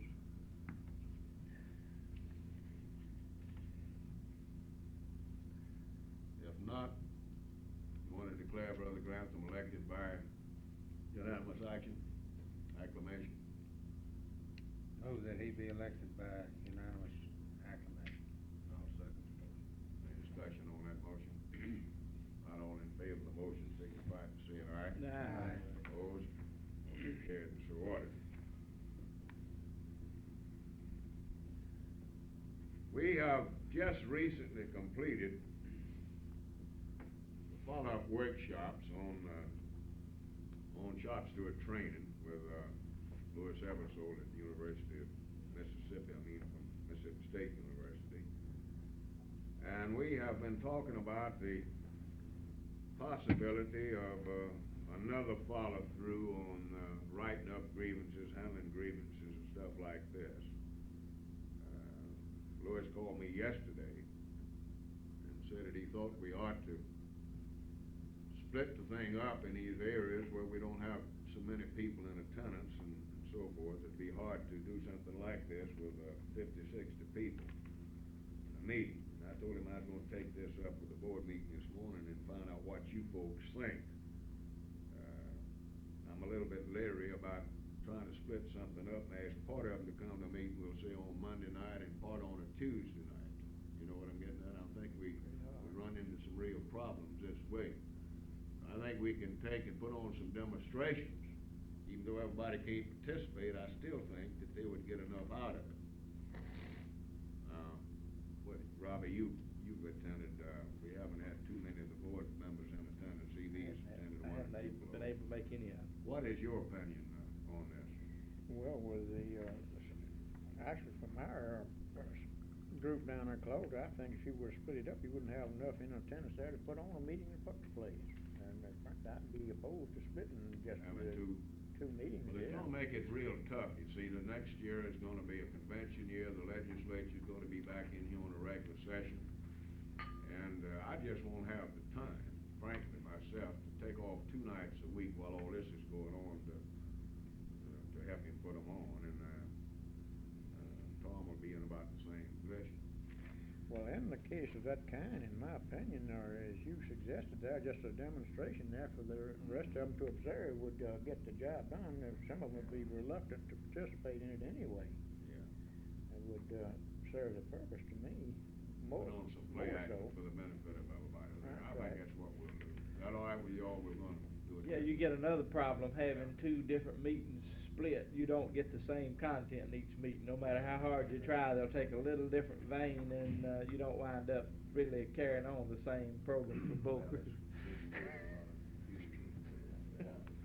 Yeah. Up without anybody at either one of them. Well, they do this with college classes where they can split them up, you know what I'm talking about, and he's operating like a college professor. the same question. Okay, I'll tell him then that we think that we ought to do just one stand in each, place. Brother Clark, we haven't had too much participation out of the Meridian area, and I realize that, probably the reason for this was, the fact that probably the closest one we had was Law. We did have a couple come over here, and, I believe a couple come down maybe to one of the law workshops, but we haven't had too good a participation from that section, and this kind of bothers me a little bit. I was just wondering maybe if we ought to try to set up a workshop just for Meridian. We got a lot of unaffiliated locals over there, and it might be if we put something on, like this, it might create more desire and interest on the part of these people to become affiliated. What do you think? It certainly wouldn't hurt nothing, and like you say, it might help. I don't really know what happened on that last deal. I couldn't make it. I had a situation occurred. I couldn't get off. We had a couple of deals in my apartment over there this year, and I've been working about 7 days a week now, about since last May. And, they was, I don't know, seemed to me like 4, 5, or 6 of them, some of them was counting on going. I told them Central Labor pay the expenses and all this, but, I understand it. I asked them to the next meeting, if we owed anybody any bill for anything. Come to find out, nobody attended it. So, Jim Terry got over for the last one here. There he is. Hey, Herbert. Come on around. Sorry to be late, but, one of those things. Well, we just fired you. You hear what I said? Just fired me? We just fired you. You want some coffee? We got coffee over there if you'd like to get some coffee. Yeah, thank you. Why don't you take this up with your central body when you get back, and if there's enough interest over here, I'll get in touch with, Louis, and we'll just come over and put one on.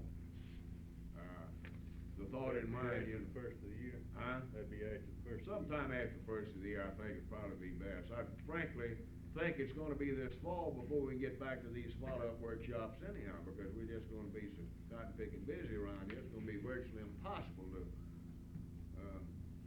continue on.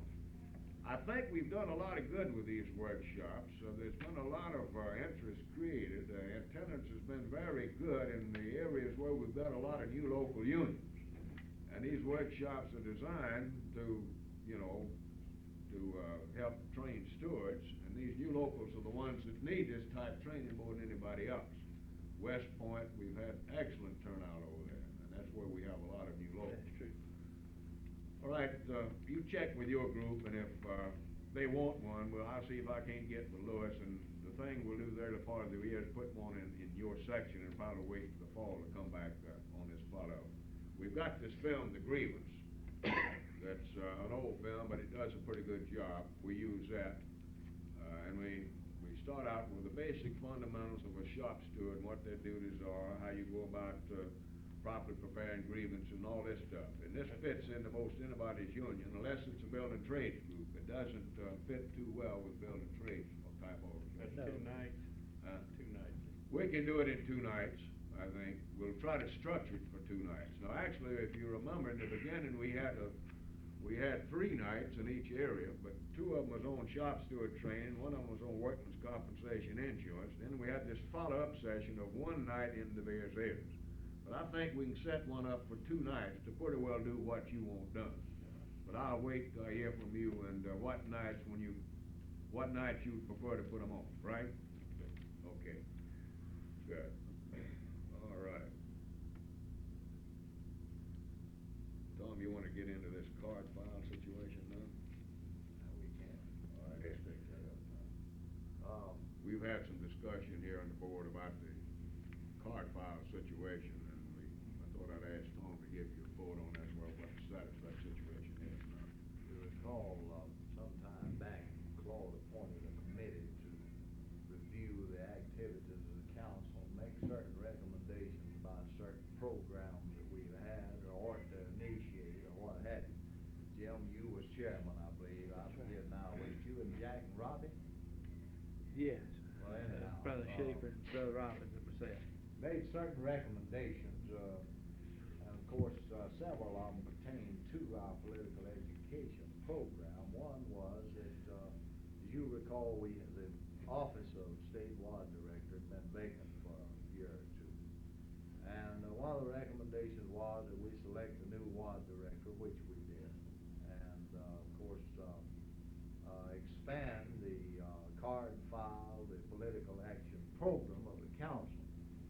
Well, we had, of course, from time to time, and it's situations different in the central bodies. You don't find the same situation in no 2 central bodies. Well, we had gone back and tried to revamp the card file, the women's activity department, and a few of the central bodies. Where we first placed, if you don't have an active central body, you can't have the WAD program, you can't establish a card file. Well, all of you are familiar, we've had problems in a number of central bodies. Anyway,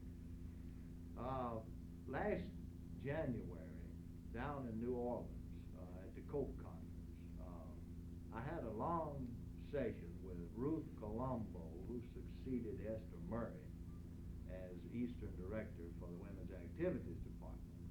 And she advised me that Al Barkin, which I already knew, was really enthused over establishing a central card file in the state council office.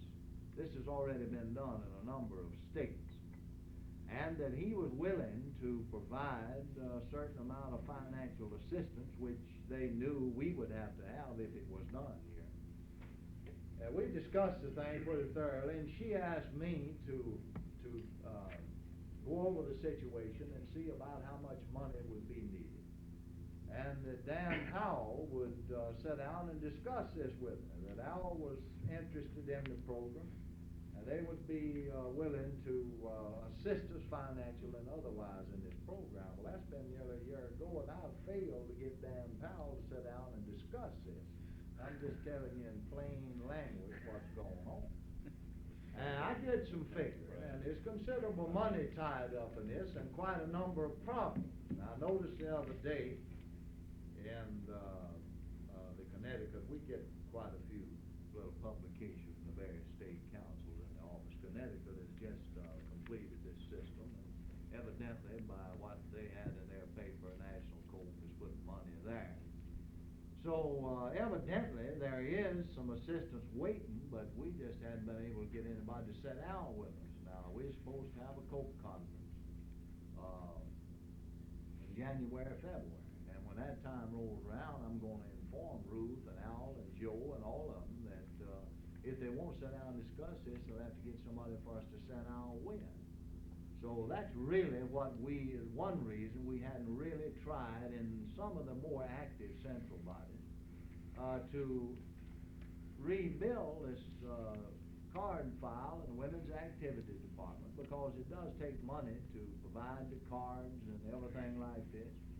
And we've been waiting on this program. I mean, I don't really see any sense to spending money and a lot of time at the local level if there's a possibility that we could get enough assistance to establish a file in the state office.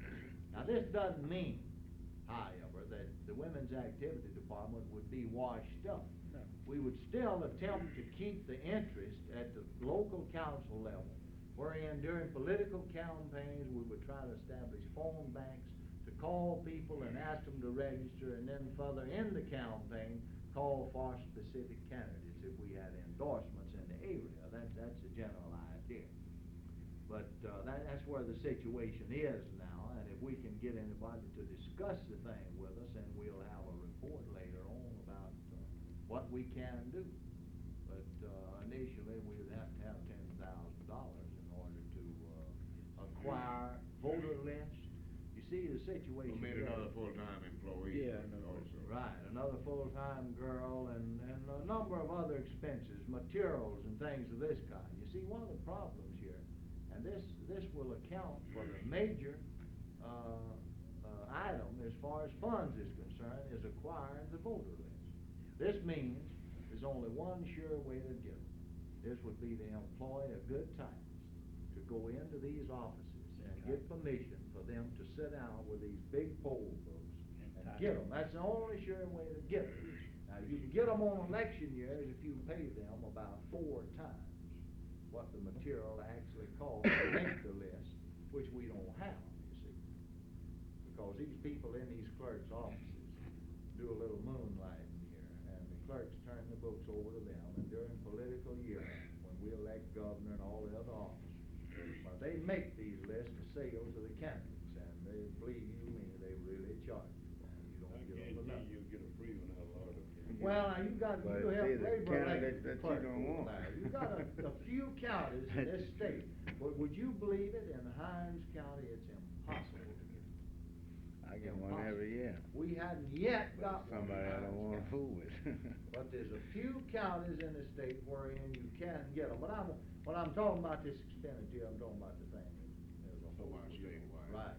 Yeah. Of course, we don't need them in all 82 counties, but, majority. You want some kind of something in the records on the thing to go ahead with it, or you just wanna? I don't think it's really necessary, you know. We just wanted you to know We what just status wanted to know the what thing was goes in. on. The problem, if we get anything, we'll bring it to you, you know what I mean? But Dan Powell, I don't know what the devil he's been up to. He was gonna call, we was gonna set up an appointment, and we was gonna sit down and draw a budget up and send it to Barkin, and we should have had all this done now. And, we can't, seem to get nowhere with Dan. I don't know what he's up to.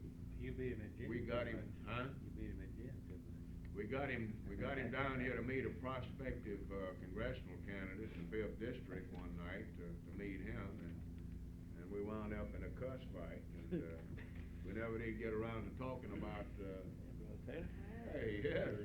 Who said he couldn't? Morning, sir. Tom, I'd like to say a word on that. I think that's a. But anyhow, while he was in here, we never did get into any discussion at all about this. He packed up and left, you see. So, like Tom said, we gotta find somebody to talk to, because we can't put this program in effect without some financial assistance out of Washington.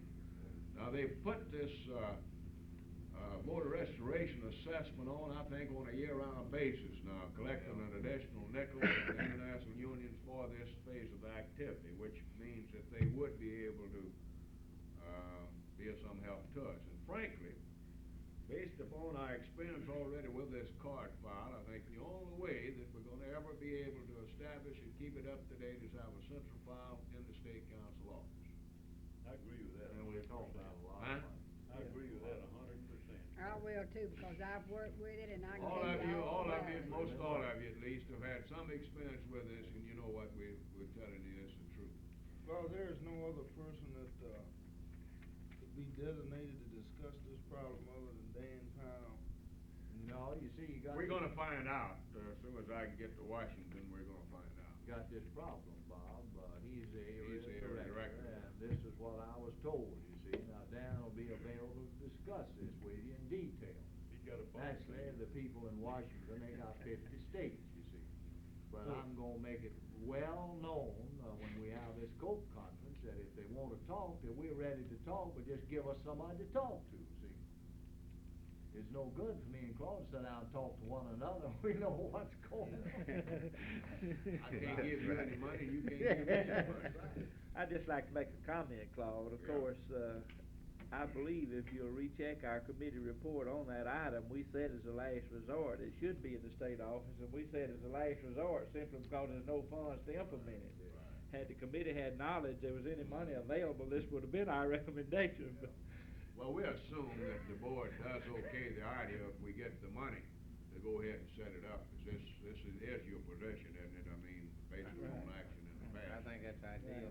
Yeah. It's, But we that's the wanted place you to it know should what, be. we just wanted Just you couldn't to find know the what money was where to going do on. it with. Oh, well, let me ask this, now, you're talking about working that from each county into the, The whole state, whole state. a We set the card. whole thing in up. other words, all you're the not gonna voter have lists. people in the counties like we tried to do it No, before. we will still, as I said, try to maintain the interest and participation of the girls at the council level, but to do telephoning for registration and for Yeah. candidates that we might endorse. But they wouldn't have to We work on would voter provide, lists, it'd be done one we off. would provide an alternate copy of the cards to be used, you know what I mean? but the file main in the- part yeah. Just keeping the file up to The date, file all would be up done to date here. in the state council office. Well, if you remember, remember. Claude, last time, we had trouble of so many people keeping the files to suit themselves, and you know, and you could set them up, and then when you go back the next week, they had changed all that. Well, We this had is to one of the problems, you see, this is one of the problems to be eliminated, We had anything of big this smoke, kind, and you see. one or two girls got mad with us,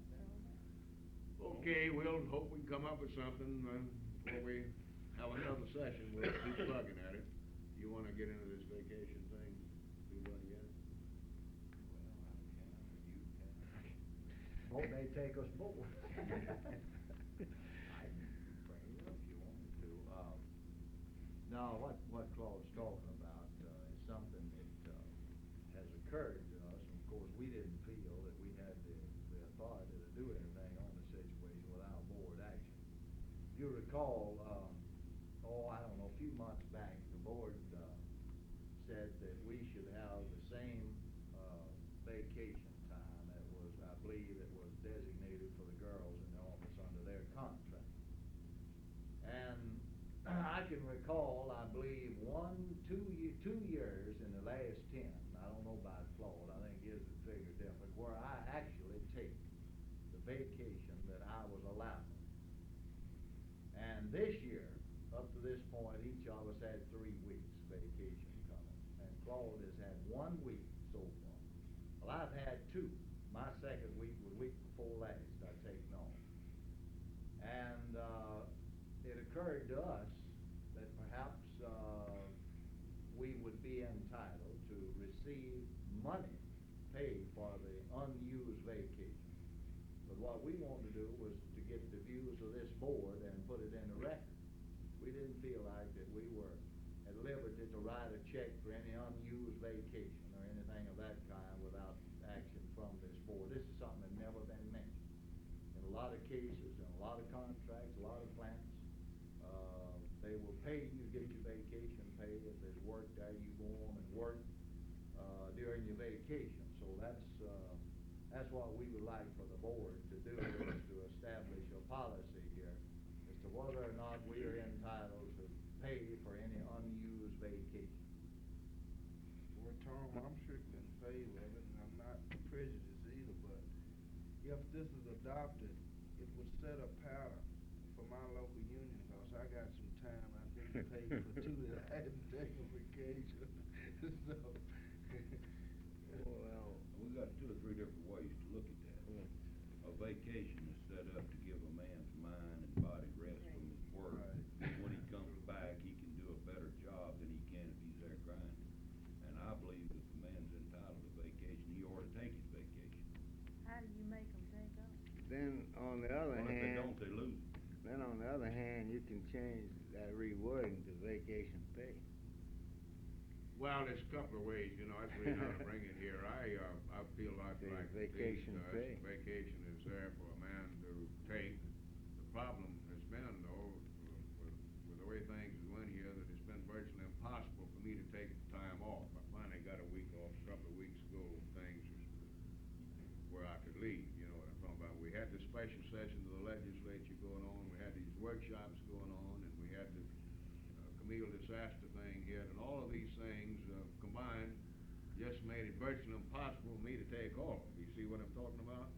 No, you can establish some kind of policy on Well, let me pay. say I'm this.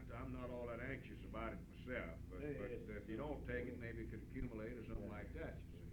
I'm kinda like Dee, I think a fellow ought to take off himself if he possibly can.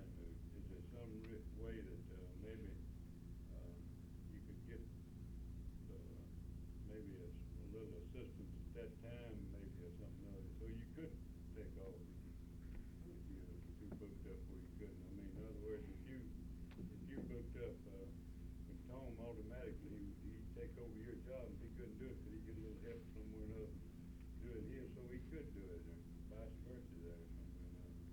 Well, it's I don't think that you can do it that way, but, my experience as business manager with local union is nobody can just fall in there and take up where you left and do the job. And, in my experience with the local union, you've got 7 days a week, 24 hours a day, all you can do, and you just keep doing more and more and more. That's the way this thing is. That's right, and the only way that I say you can do it is say, well, I'm gonna try to get off and take a vacation the first week in July, the first week in December, or Christmas week, or whenever you wanted to. And make your plans to take it then, and just shut the thing up and go on and take it.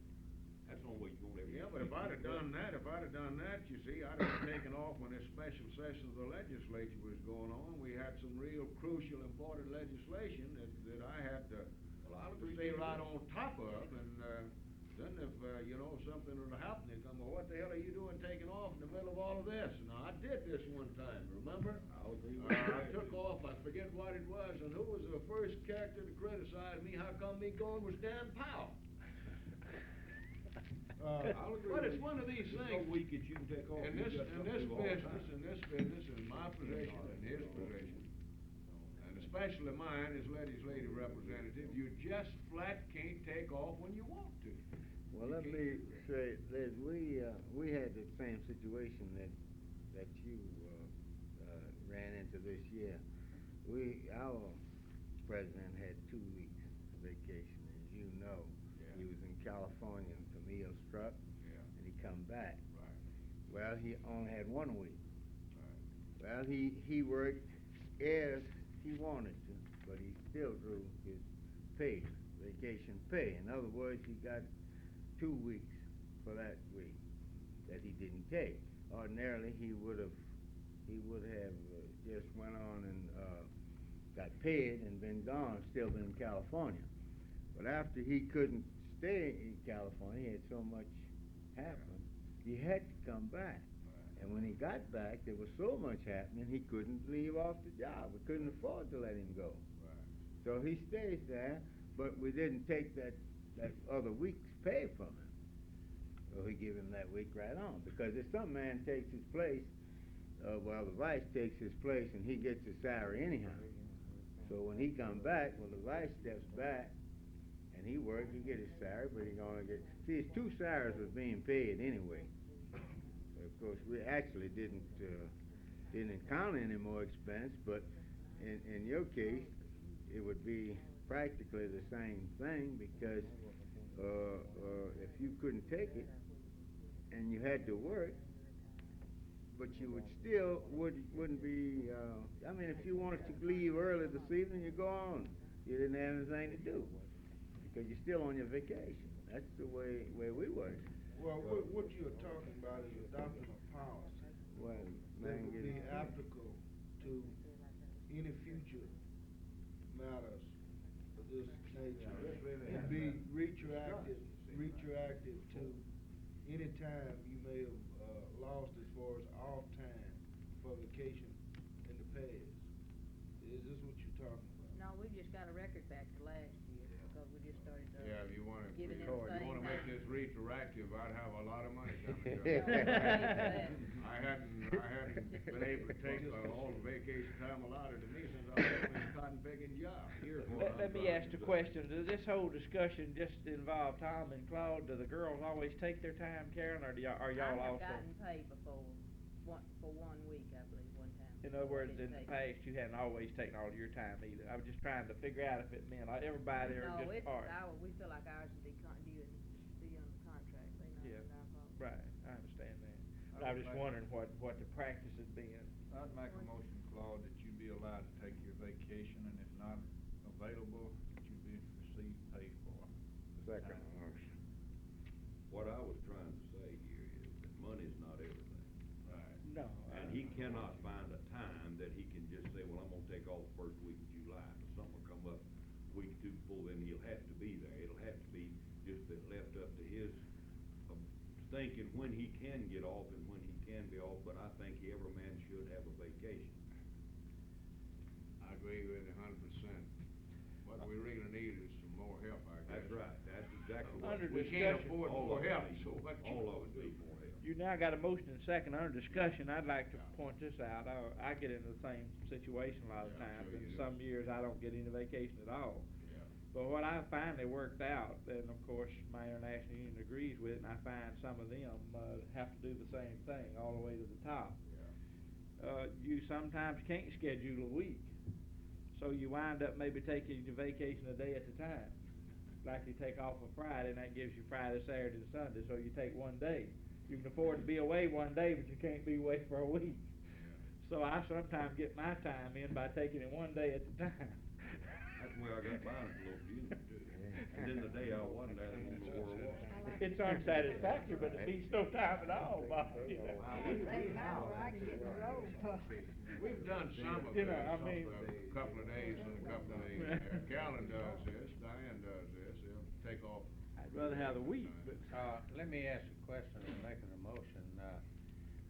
Was it the intent, or do I understand the motion, before I cast a vote on it, that they, Tom, Claude, are entitled to the same vacation that the ladies have in their contract, and that they, upon their discretion, will take said vacation, but again, upon their discretion, if they see that they can't get away for X a number of days, that when the year winds up and they haven't taken their vacation, that they be authorized to write a check for the unpaid vacation. Is that the end?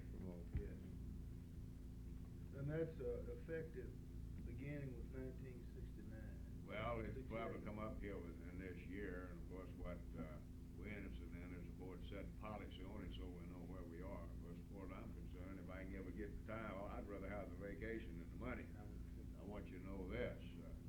Then the other thing is, what do we consider the year? Is it from January through December, or is it from convention to convention? Now, this part of it also needs to be considered. What period of time are we actually talking about? Well, you're actually employed from convention to convention. Right.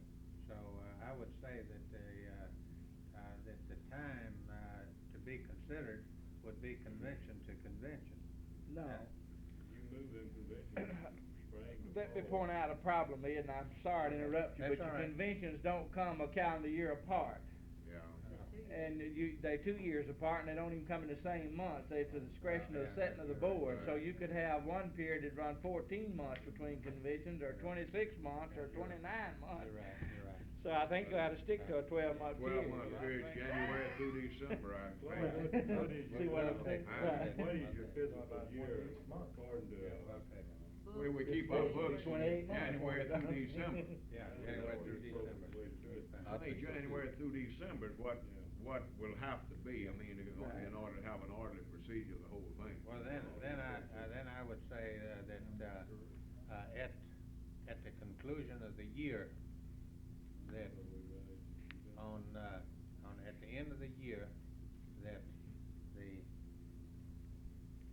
council be authorized to write a check to Claude or Tom for any untaken vacation. With the understanding we take the vacation if at all possible. Yeah, that's right.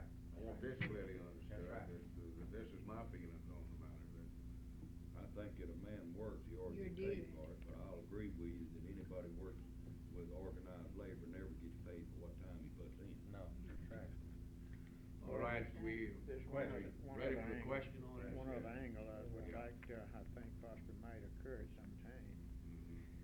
is that at such time, if it ever occurs, one of you quit or is left out during the election at convention time, that you be paid for the accrued vacation from the 1st of January until that time. I think that take care of that. Nothing wrong with that. I think this motion will cover that one. Yeah, I believe it would. No, but that's something you've already earned. Yeah. That's right. All right, you ready to vote? All in favor of the motion signify by saying aye. Aye. All opposed? Motion carried and so ordered. Now, we want to talk about the convention next year a little bit. We want to find out if any of you have got any speakers that you would like to be invited. We also want to talk about some areas that ought to be covered by resolutions probably presented by the board. So you be thinking about this a little bit as we go along. One of the major items that we'll be considering here today, of course, is the general electric strike. And we'll want to talk about the affiliation problem a little bit and a couple of other projects that are in the making, such as the Council on Economic Education. So let's open this matter up now for prospective speakers for next year's convention. Chairman, Yes. all appropriate again, I'd like to extend Theodore Smith an invitation. We have been thinking seriously about the possibility of inviting him and maybe one or two other good friends of ours into the legislature. Including good Lieutenant idea. Governor. Lieutenant Governor, I thought, well, of course, the usual group of state elected officials that like the state superintendent of education, Miss Candy was the Since the last treasurer's campaign, officer. he's been very. What I had in mind here more than anything else was, International Union, presidents, people like this, if you think, we'd like to invite somebody like this. Is it possible to get any of them birds down here? Yeah. We have had them in here on a occasion or two.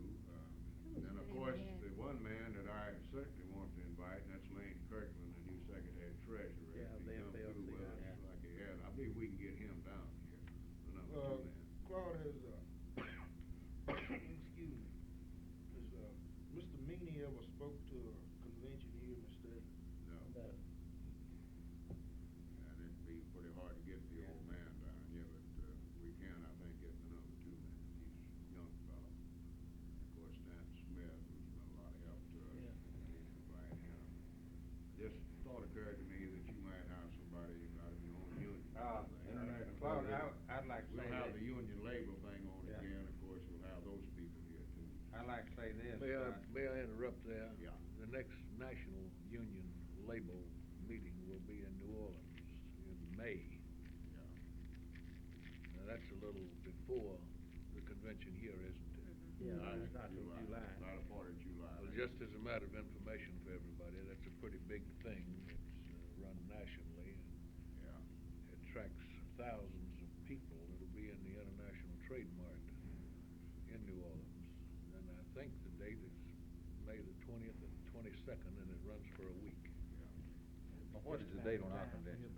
25th, 6th, and 7th, I think it is. Twenty-seven, 28, and 29. It's the latter part of July. I got they still gonna have it at the coach, Yeah, right. That's one thing that I wanted to inject here, in this, since we was talking about inviting, international people. We had 37 families down on the coast, CWA did, that, had, all of their, possessions wiped out. Homes, automobiles, furniture, everything. Our state director spent quite a bit of time down on the coast, and through an appeal from all of the CWA locals in the United States, they have had a real good response due to President Bernie's appeal. And I would like to see, in the interest of what has been done in Camille restoration, and I think Joe Byrne might accept an invitation. We'll see if we can get it. Well, of course, another individual I had in mind of inviting is Walter Holmes, the Oh, Red yeah, Cross labor definitely liaison, so, definitely. who spent a couple of months down there working with mostly union families. I've already talked with him about this, and he wants to be on the program more or less to give you a report of actually what the Red Cross did and the number of families that he assisted and all this kind of stuff. Of course, I think we've already reported to you by mail, especially about our activities in this area. The fact that I went down with Walter and set up a series of meetings with the union leadership to get on top of this situation. I spent 2 weeks down there myself, and believe you me, it was something. I don't know how many of you have been down yet to see that destruction, but words don't exist really to describe it. We don't yet have a full count on the number of union families that lost all their possessions. Some of them lost everything. Some of them, when they went back, didn't have anything but a slab on the ground. You know what I'm talking about. But we'll invite Walter Holmes to give us a report on Camille, and I'll see if we can get Joe. And why don't we leave it this way, that if you after you leave this meeting, if the thought occurs to you about somebody that you would like to invite, drop us a note. There's no big urgency about it yet, but while we was having this meeting, I thought we ought to have some conversation. We'll go ahead and see if we can get Joe. And if any of you got anybody that you Well, like, I'd like to ask that you Yeah. give Paul Jennings an invitation. I don't know what he Send him an accepted, invitation. but you got Yeah. this GE strike and so on, and Right. of course, maybe a lot of people don't know it. There's about 140,000 people, and out of that 140,000 people, he's the president of about 80,000 of those people. Right. And maybe he could give you a good progress report on this giant GE. well, we hope that damn thing's over with before that Well, I convention do comes. too, Yeah, Amen. that's 7 months away. If it's not, it's gonna be a long. I'd like to say this, Columbia was hit Yeah, I know. rather hard too, Right. and, Thomas came down and, I forgot the man's name. Sheehan over there, wasn't it? Yeah. Yeah. Well, anyway, we got some help from some of our people. Through Mhm. his assessment. Of course, we wasn't, it was mostly trees and. Mostly trees. And houses, and most people had insurance, to cover it, but, we did have several families that they did get some help. Yeah. We were able to fortunately make 1 or 2 union meeting groups. While I was in there, Longshoreman happened to be having a meeting while I was in there, so we were able to go before the membership of Herbert's local here. I think he done, from an overall point of view, he did a lot of good down there, didn't he, Herbert? He did. We've had yeah. some complaints from some of the He people. did by extra good far and himself, large. personal, Huh? I'd say that. What? Before, I can only go any further than that. Yeah. Red Cross didn't do it, he did it, I can say that. Well, we had to call, Mr. Shear back, even there in That's Columbia, they Forest wouldn't see the people Organization when out we here. sent them down there. But when I called him, he was there the next morning. Yeah. When I opened that door, he was standing there. And he went down and made Salvation Army, make 'em look, an appointment for these people to see this Look like national fool. lady, and I mean, she took them just like that. that's the truth. Well, we got a problem with the local chapters, the Red Cross local chapters, apparently. The national organization in this particular situation problem seems to be with some of these local chapters, where some of these old hands are sitting up there, and they feel like that it's their own money that they're spending. And, you know, I think that one of the things that we ought to give some serious thought to, in this organization, I'm talking about the labor movement itself, is to insist on labor representation on all these doggone advisor boards and start trying to make this organization move in the direction it ought to be moving in. Well, I've already started. I'm on the board of directors of the chapter in Forest County. Well, 5-county area, actually. Well, I understand there's a movement, on to get, representation Yeah. all over. Well, We've Red Cross initiated this just, ourselves. they just didn't do the things in the right place, that's all. The people who didn't need assistance got all the assistance. Those who needed assistance don't get nothing. We've already started turning that around. The first thing we That's true. did was fired the fella in charge and hired a woman that knew what she was doing, so. This is where in Hattiesburg? Yeah. Well, I'd like for you to look into Ms. Warley over in Columbia too. She won't even get people in, James, when they have Well, death. there's some real soul searching going on right now and all over. And, the people here in this state office have, been in consultation with me.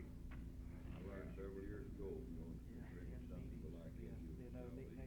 That's who I right. contribute They're to, the only that I'm people Let doing me, anything. now let me explain something to you folks right now.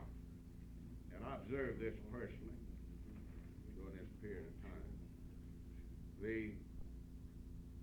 The only there's really not an agency or an organization in this United States that's really qualified, that really has the staff and the people to cope with a disaster such as Camille. They just don't exist. You know what I'm talking about?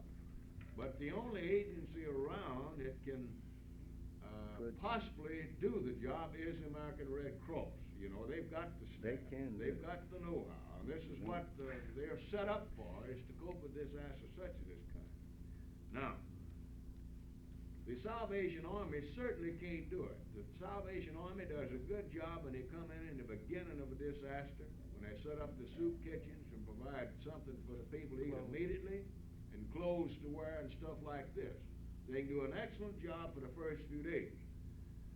But coping with the long-range problems, the Salvation Army cannot deal with this. This is what I'm talking about now, is rehabilitating the family, trying to help him figure out how to get money to rebuild his home, provide furnishings for his home, you know. This is the phase that the Red Cross plays.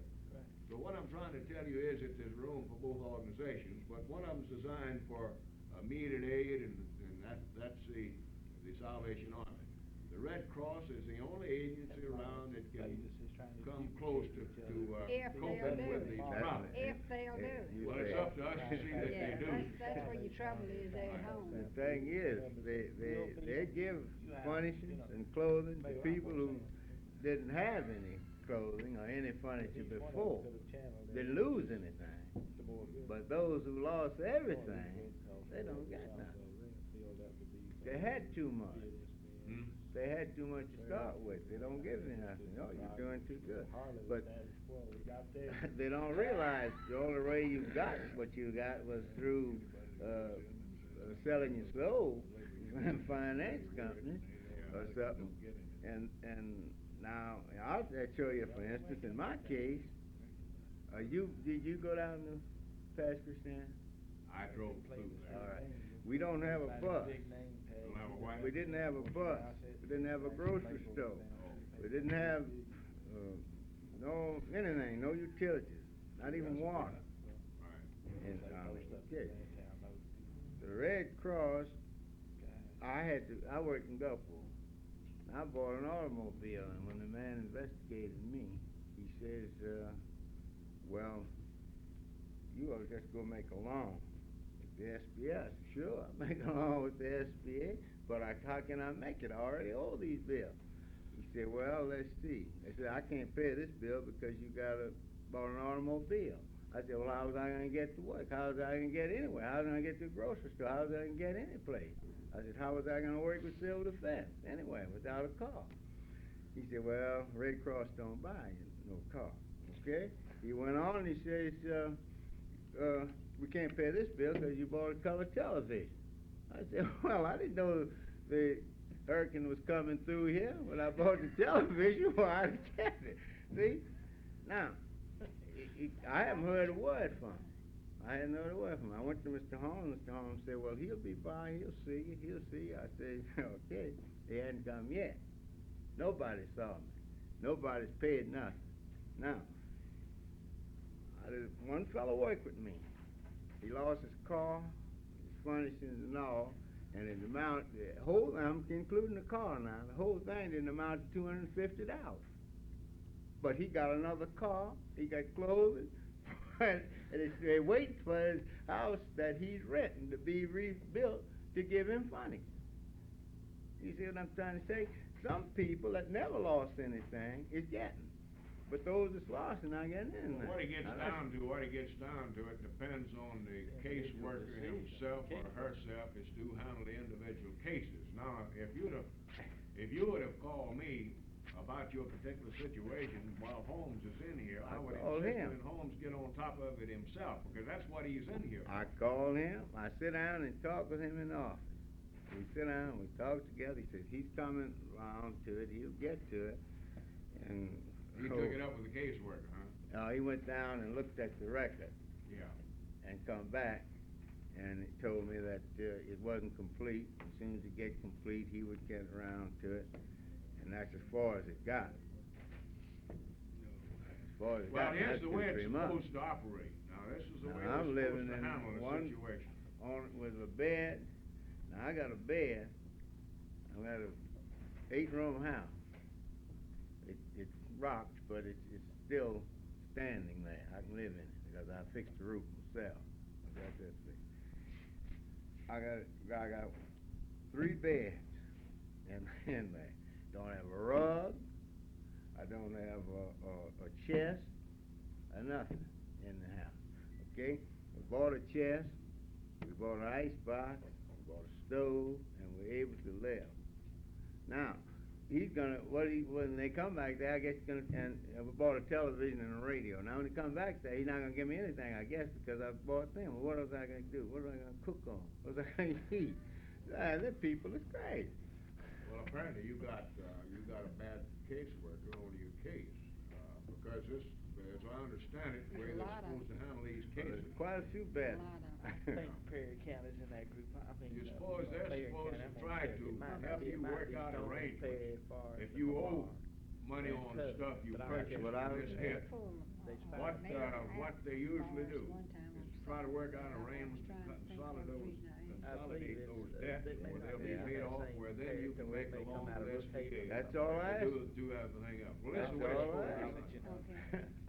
I wrote it on my report, asking that All I right, do that. I'll talk to Walter Holmes about this and about your particular case myself and see if I can't get him on top of it.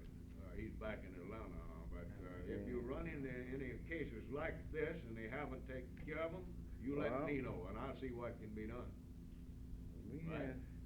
We just went ahead and bought them. All right. We're giving You couldn't get $12 a man tomorrow, the United Fund. And of course, I opposed it because I didn't want to give them anything. I said, give it to somebody that's going to do something. I was just mad. I'll admit I opposed it, but I still got to give it because it went through. It's all right, but I did oppose it. But we have people in our local I that oppose fight it. it We too. gave. We have people in our local. No, I didn't mind giving it to some of the organizations, but I just didn't see where I ought to give my money to Red Cross when they wasn't doing anything. But I said give all I had to give to Salvation Army or something like that. But anyway, it's going to United Front. Now we have better than 200 members. That's a nice little piece of money. How many dues are they paying? They ain't paying on 200 members, huh? No, we got shared members. They're not affiliated. I'll affiliate them later.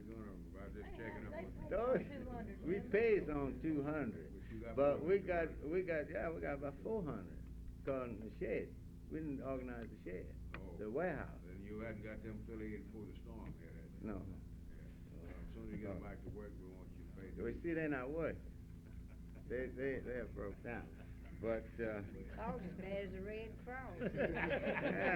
yeah, it is. You know what? let's see if we can get off of this subject. Okay. I just got off on the deep Yeah, end, 'cause I man. get kinda worked up when you talk about. Well, now, it gets down to this, really, it gets down to this, that Red Cross has got some bad apples in the barrel. And frankly, if they don't start cleaning their own backyard up and doing a little better job there, this type thing is gonna begin to hurt them in these fundraising drives, just like your attitude. I mean, I've run into a lot of it already. Yeah. A lot of local unions don't wanna make a contribution to the Red Cross because of some of the expenses. We had one local union, the result of our appeal, sent in a check, but they sent it made out to the Salvation Army. You know, and I've called this to the attention, and those people know about it. I told them, you better get off of it now, because me and a lot of other people realize the job that, good work that you've done, but some of these bad expenses these people are having are hitting you in the face every day, and I can't overcome it, and a lot of folks can't. The only way it can be overcome is to correct the things like you're talking about, you know? The caseworker acted real differently after Mr. Holmes talked to him. Yeah. I mean, after he found out Mr. Holmes had checked, he was there the next day to I don't think it's any talk with question of what Holmes, did a good Yeah. job, that he, got some aid and assistance that would not have been gotten had he not been in there. Oh, I'm sure of that.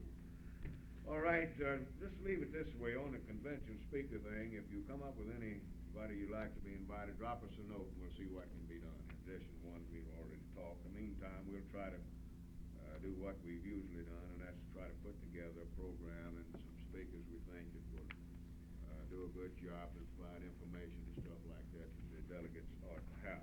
That date is what now? 27th, 28th, and 29th. Claude, July. any speaker that accepts an invitation is usually responsible for his own expenses. Well, as a rule, there are occasions when we, in order to get a certain person, will have to agree to pay their expenses. We don't usually have to pay the expenses of too many. Most of these are with international, where they have expense accounts anyway, Right. take care of that. Well, if we get a prominent United States senator or somebody like this, we usually have to pay their expenses. I don't see why. Well, we don't. Which taxes we pay. Tell 'em, Robert.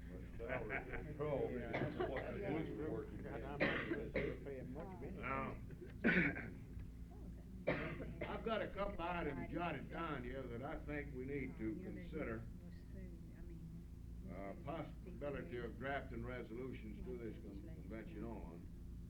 Number one is the justice of the peace situation. This sort of poet guy. I'm wondering if the state FFL-CIO shouldn't go on record, in support of the commission's recommendations here a while back, the study committee, I believe the Bar Association, on revision of the court system, whereby the JP courts would be upgraded, they'd be taken off the fee system and put on a salary. I don't know how much expense you folks have had, with JPs, but you know, you can get a ticket down here on the highway, and they send you to JP and they got your fine already set, and he gets a cut out of it, and probably the highway patrolman get a cut out of it, and then they have a racket going on in a lot of places where the highway patrolman sends a person to a certain JP where they can split the fee. Now, to get away from this type of stuff, it appears to me that, if, these, JPs were upgraded and, have jurisdiction over a certain number of people, and put on a salary, a lot of these abuses would be eliminated. You see what I'm talking about? So the thought occurred to me that you might want to adopt a resolution and submit one of this convention about this particular subject. It's been in the news considerably lately. I thought a question, aren't they meeting today at the Heidelberg? There is some kind of a meeting going on over here, I think, of the supervisors or something. They've already gone on record in opposition. Well, Naturally, they would, you know. I Some are heard- getting filthy rich. I heard on the news, cast coming down on the automobile radio this morning, that they were meeting at the Heidelberg today, I think the supervisors and, the JPs. Yeah. Chancery clerks, they all Yeah. And, it so happens that, the president of the JP organization in the state comes from my county. Grubbs. He was on the radio this morning, with a tape, asking the, people to oppose this, this thing that we're talking about, that, they ought to keep the thing the way it is now, rather than. That's what they'd want it this way. Some of them are making more money than the governor's making over here. This is right, Relations to JP and Forest County, too, Jack Thompson. In case they put them on salary, who would, pay the salary, county? They come out of the general funds. The fines and assessments, all this stuff would go into the general fund. State or county? Huh? State or county? Be in the county funds. Beach And, fund, wasn't it? Huh? Supervisor, beach fund. Supervisors, yeah. The Beach fund. supervisor's in charge of your, Beach. of your county revenue, and of course, Yeah, it'd be each paid beat out has of the its funds own under the, direction of the board of supervisors. Of course, what this involves is a constitutional amendment. It would really require a constitutional amendment to do what we're talking about, to restructure the whole thing, do away with the fee system. It's similar to the sheriff situation that was dealt with not long ago, taking them off the fee system. They raised it. And putting them on a salary, and, all this money that they were putting in their pocket now goes into the general fund of the county to help defray other expenses. You see, it'd just be a continuation of what the improvements already been made. Chamber of Commerce done come out and supported that idea. Well, that one, they're right once in a while, you know, and now and then we find them taking the right position. Well, I was hoping they would've came up with something different, like abolishing the JP coats altogether. Well, there's some talk of that.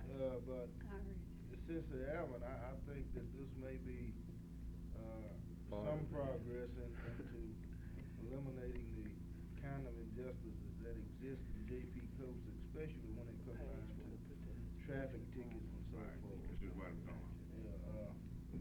I think there's a lot of things that are thrown in the JP codes that shouldn't even be there, and the only way you're gonna get them out, as you said, is abolish the JP code system. But, I think that, this organization should, in my opinion, come up with a resolution supporting the revamping of the Constitution Amendment to change the JP system from what it is now. Well, what we'd have to do on this thing is, board, if you wanna take a position on revision of the JP system, we'll try to dig up the facts and information and draft a resolution covering the area and, mail it out to all of you. Let you go over it and see if it meets your approval before we submit it. But generally, if you're in favor of improving the JP system and abolishing the fee system, especially upgrading the position in line with the recommendations of this study group here a while back is what I have in mind. A motion to this effect would authorize us to proceed. You see what I'm talking about? I would make such a motion that, a proposed resolution be drafted and mailed to each member of the board, and that at the convention, that the resolution committee come out with a proposed, resolution, to the convention. You heard that motion. Second We get a motion. second. Any discussion? Let me ask a question. We also, mentioned the chancery clerk, so we talking about just the salaries for just JPs or all county officials? Well, I think there ought to be. Removing the fee for all of them that have these fees now? Well, I started out with the JPs, but what he said is true. The Oh, chancery right. clerk also is a fee position, and some of these folks in this bill, Constable, Rich, yeah. you might include them in here and think about Constable and all of JP these work together. constitutional officers being put on a salary base and eliminate the fee system altogether. I'm in favor of that. You wanna amend your motion to Yes, that I- effect? Include that? All right, he's agreed to include those in the motion. We have any further discussion? Not all in favor of the motion signify by saying aye. Aye. All opposed? Motion carried, so ordered. Another one, of course, is the Insurance Commission. There's been a lot Oh, of discussion and what have you. What you wanna do, put In him the out? press, I'll sign a lately. petition right now. There's no question but there's a real need to, I think, completely revise the insurance commission itself. I don't exactly have a recommendation for you here this morning, but I think this is another matter that needs to be given some real serious thought and consideration. And also a resolution to make some improvements here should be adopted. We sure shouldn't wind up with a three-man commission and two of them working for insurance Two of them working for companies. insurance companies. And the other one representing insurance also. Whatever we do to it, we ought not to wind up that way. I'm not gonna even renew mine. Ms. Phillip raises an important question, and of course, one of the reasons that I bring this matter to you, I think the legislature itself will be dealing with it, and I need to know what our position is before this session convenes, and this would be before the convention. So whatever you do here today, I'll consider the action as a mandate for me to work towards improvement in this area. Carl, on what basis will the legislative committee deal with this problem? You know, how will they go about dealing with it? Maybe they'll deal with it from findings that may have been uncovered during an investigation by some committee or another. But then what procedure, how will they adopt a policy to, you know, do you have any idea what they may do to change the situation, the existing insurance committee? Well, of course, you know, the House Insurance Committee itself supposedly investigated the matter, and then I noticed in the papers a couple of days ago where they have called off their investigation because of the lack of staff and funds or something, and have now turned this thing over to this General Investigating Committee, which is a standing committee that's been funded and financed for this type of investigation. I understand that this committee now is investigating. They will probably make some recommendations to the next legislature about some general changes, probably in restructuring the commission itself. You know what I'm talking about, which might involve another constitutional amendment. I think probably it will. But there's one problem here that the legislature itself cannot deal with, and Robbie, this Attorney Fly in Pascagoula wrote a letter to the editor. I read it in the Pascagoula paper down there, and then I also read it to the letter to the editor this morning, the Clarion Ledger, where he calls people's attention to a situation that only the Congress of the United States can correct. And that's the fact that in this general insurance field that we're talking about dealing with this ASTRS, that the rate of insurance has to be set based upon nationwide experience. The problem right now is that this is confined within the borders of a particular state. And the experience within the borders of that state is what is used to set the premium on this type of insurance, which means that because of this, that the insurance companies now are going to hike the devil out of premiums, and they have already within the state of Mississippi, because it's based upon the expense within the state boundaries of Mississippi. I read the same article. Yeah. But I think that the proper thing to do here is to start work in Washington to try to get the Congress to enact legislation whereby the rate would be based upon nationwide expenditures. Well, Claude, this is such a complicated problem. I don't see how we could decide here today which way we're going to move. What I would be in favor of is moving in a direction which will be better for us, but making a final position when we see what the legislature's going to do with it. But the consensus of the board here is that something definitely needs to be done about improving especially the makeup of the state insurance commission, right? Yes. That's right. Our commission is in the hands of the insurance company. Whatever changes be better way forward. Of course, you done the Camille, that's where you took your beating here, the state did. Right. But then, all of us are familiar with it, had homes, some 2 or 3 or 4 years ago, they had this $50 deductible insurance. Now you don't, well you didn't, you had full coverage, now it's $50 deductible. It said that all your expenses mostly was in this range, and that way they could afford to cut the premiums. It wouldn't cost us as much. In less than 6 months' time, they raised the premiums. After cutting that, After you agreed to the $50 deductible? And the commission went along with that too. The commission supported. Well, practically every policy in the state's written with a $50 deductible. They all are under state law now. we may wanna support the enlargement of this commission. Then on top of that, they've also got this depreciation thing that, hey, 2/3 of the insurance companies write in unless you pay extra premium to get it. Then they get up there and say, well, let's see, this roof's 10 years old, we're gonna take off $40 a year, that's $400, now, then they start from there, see? Griffin done that.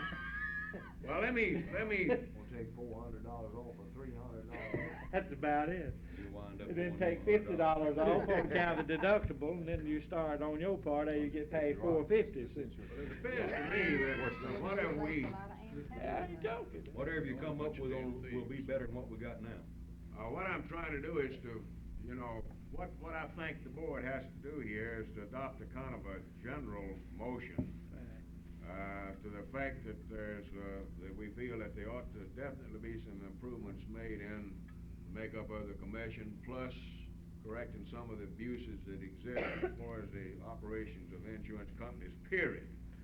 You know, of course, I don't think we can point at any specific thing right here today. No. So if we can get such a motion as that, we'll consider that. Well, I'll make that motion. I'll second. You understand the motion? Just a general motion to do what we can to improve the overall situation as far as the insurance commission concerning the insurance policies of insurance companies. I would say, along with what, Tom said a moment ago, that, maybe, an improvement factor would be, enlarging the commission. Yeah. Well, Theodore Smith is on this, General Legislative Investigating Committee, and I'll certainly be talking to him about this general situation. All right. All in favor of that motion, are you ready? Say aye. Aye. All opposed? Motion carried, so ordered. One good thing, of course, I know you don't wanna get into specifics, but it's just the thoughts occurred to me, if you've got a committee in the legislature that's responsible for the regulation of insurance, if you enlarge that committee, it would seem to me that if you had a reasonable guy from a member of the legislature serve on this doggone insurance commission, and if the legislature passed a bill, and he sits there in their meetings, and he'll know darn well whether they're following them or not, you know. Well, one of the problems in the Of course, then it'd be a Mississippi problem to get the guy to do what was right, as you heard, see? One of the problems in the Mississippi legislature is the fact that, we've got some self-interest groups Right. over there. If a guy's in the insurance business, they put him on the insurance committee. Well, that'd be the wrong guy to set in. So what you got here, as far as the House Insurance Committee is concerned, Ted Millette's chairman of that committee, and he's in the insurance business, so I don't think that this committee is gonna do anything. If anything done, it'll be done by the General Legislative Investigating Committee. Right. The That's group. like getting the cops to set up with Right, the that's chief. what the problem is now. That's exactly what the problem is. Well, what I was thinking about, like a Theodore Smith, if he served on that insurance commission, then we'd get a pretty good shape. Right, well, here, I'm. Right, I mean- Yeah. So, in other words, the first thing that has to be done is eliminate the conflicts of interest. Right, as far as possible. Just say. Do something. Tom, you want to talk to them a little bit about the resolution? We've been talking about the possibility of, submitting one on the dollar business. Yeah, I can. Me rest a little bit here. As I'm sure all of you will agree, we've got to make some more improvements in the legislature next year. We've got to try to keep the friends we've got, plus elect some more over there, and, the change is already trying to concentrate 90% of our political efforts in the legislative races here. And we're gonna have some money. Now, we have gone to the international unions, year after year, we've gone to the AFL-CIO Committee on Political Education. I'm sure we can continue to do so, but after all, they're gonna start asking, well, when you gonna help yourself some? Claude and I talked about the possibility of presenting a resolution to the convention next year, calling for a voluntary donation of 50 cents or $1 per member to be put into a legislative fund or a political education fund to be used in our state elections in 1971. In other words, I don't know, you might want to discuss this, whether or not it would, if adopted, it would be effective next year, and also in 71, the more money the better. it's going to take considerable money here. We need, if we do the job that we need to do in the legislature, we need a minimum of $50,000. Because some of these guys who would be of tremendous value to us, just hadn't got a pot or a window to throw it out at if he had it. And the only way in the world to help them to put on an effective campaign is to have the money to do it. This would be one of the ways. Now, I don't know how much enforcement we can put in this thing, if any. We've tried this before. As I recall, we didn't have too much success, but at least we've got to consider something here. And we felt like this might be a start, or one of the ways to do it. I don't know if you want to make it 50 cents or make it $1 a member or what. But God knows we've got to have some funds for the 1971 election. So what are your views on? Tom, let me enter into this right here. I think we already have an organization in effect to do this very thing if we'd all get out and do what we are supposed to do in COPE. We've already got a COPE organization, and if we'll collect $1 a person from every one of our members for COPE, not trying to break my arm, patting myself on the back, but our local has already sent in $1 per member into the COPE organization for the 1970 COPE drive. We have our local has consecutively for 10 consecutive years sent in $1 per member. We're talking about two different things, Brother Edwards. Well, now, wait a minute. We're not talking about the Coke dollar now. We're talking about, in excess of the Coke dollar you're talking about. Now, what we're talking about is a resolution that would raise a special kitty to spend in the election, mostly of the legislature, which means that they can make contribution out of their treasury. We can spend treasury money in the state elections. It's not Coke federal, dollar see. spent in the federal election. But And it's really two different things, you see what I mean? Okay, but still, I'll say this. I'll say that 50 cents of this Coke dollar comes back into the state, whereby it can be used for what we determine to use it for in elections in the state. Now, as I said a moment ago, as you say, it may be two different things, but the idea is the same. I mean, is political action. So the real difference, of course, is what we're thinking about a resolution urging, we'll say, $1 a member contribution, which means the local could make it out of the local treasury, which so far we haven't got a law that prohibits us from spending dues money in a state election of this kind. I'm in favor of 100%. Some of these locals would do this, would make a contribution out of the treasury instead of trying to collect the $3. You see, this is really what we had in mind. What would you call that? Huh? What would you call it? We'd set up a special legislative fund. I mean, how would you would say dollar for what? That's what I mean. See, some organizations such as ours, we could take money out the treasury for political use. See. Well, this is what we're talking about. Education. Could you say education? Well, you could say something like that. I mean, it could be a due or anything like that. But we couldn't just say $1, you know, for that. Well, we'll come up with the proper name and phraseology of it all. Have to go along with the item. We'll have another one of the problems that we have here, again, to distinguish a little more between what Brother Edwards is talking about and what we're talking about. One of the problems we've got, and I have raised Cain about this in COPE meetings, that they agree that it ought to be different, but nobody wants to make it different. In collecting this voluntary dollar, you've got three different sets of rules. About a third of the unions in the AFL-CIO collects the COPE dollar with books issued by their various international unions. Right. Some call it one thing, some call it another. It's all really the same thing. Right. The other group is furnished the COPE dollar books by National COPE. And then the third group is furnished COPE dollar books by the state organization. Now, as a state, Committee on Political Education Director in Mississippi, I'm supposed to promote this. I get a list each year of the organizations that I'm supposed, on request now, if they requested to provide books.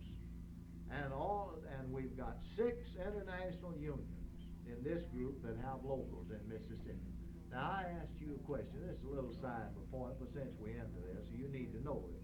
I asked him a question, how in the devil, as state Coke director, can I keep up and promote the Coke Dollar Drive Mississippi under circumstances of this kind?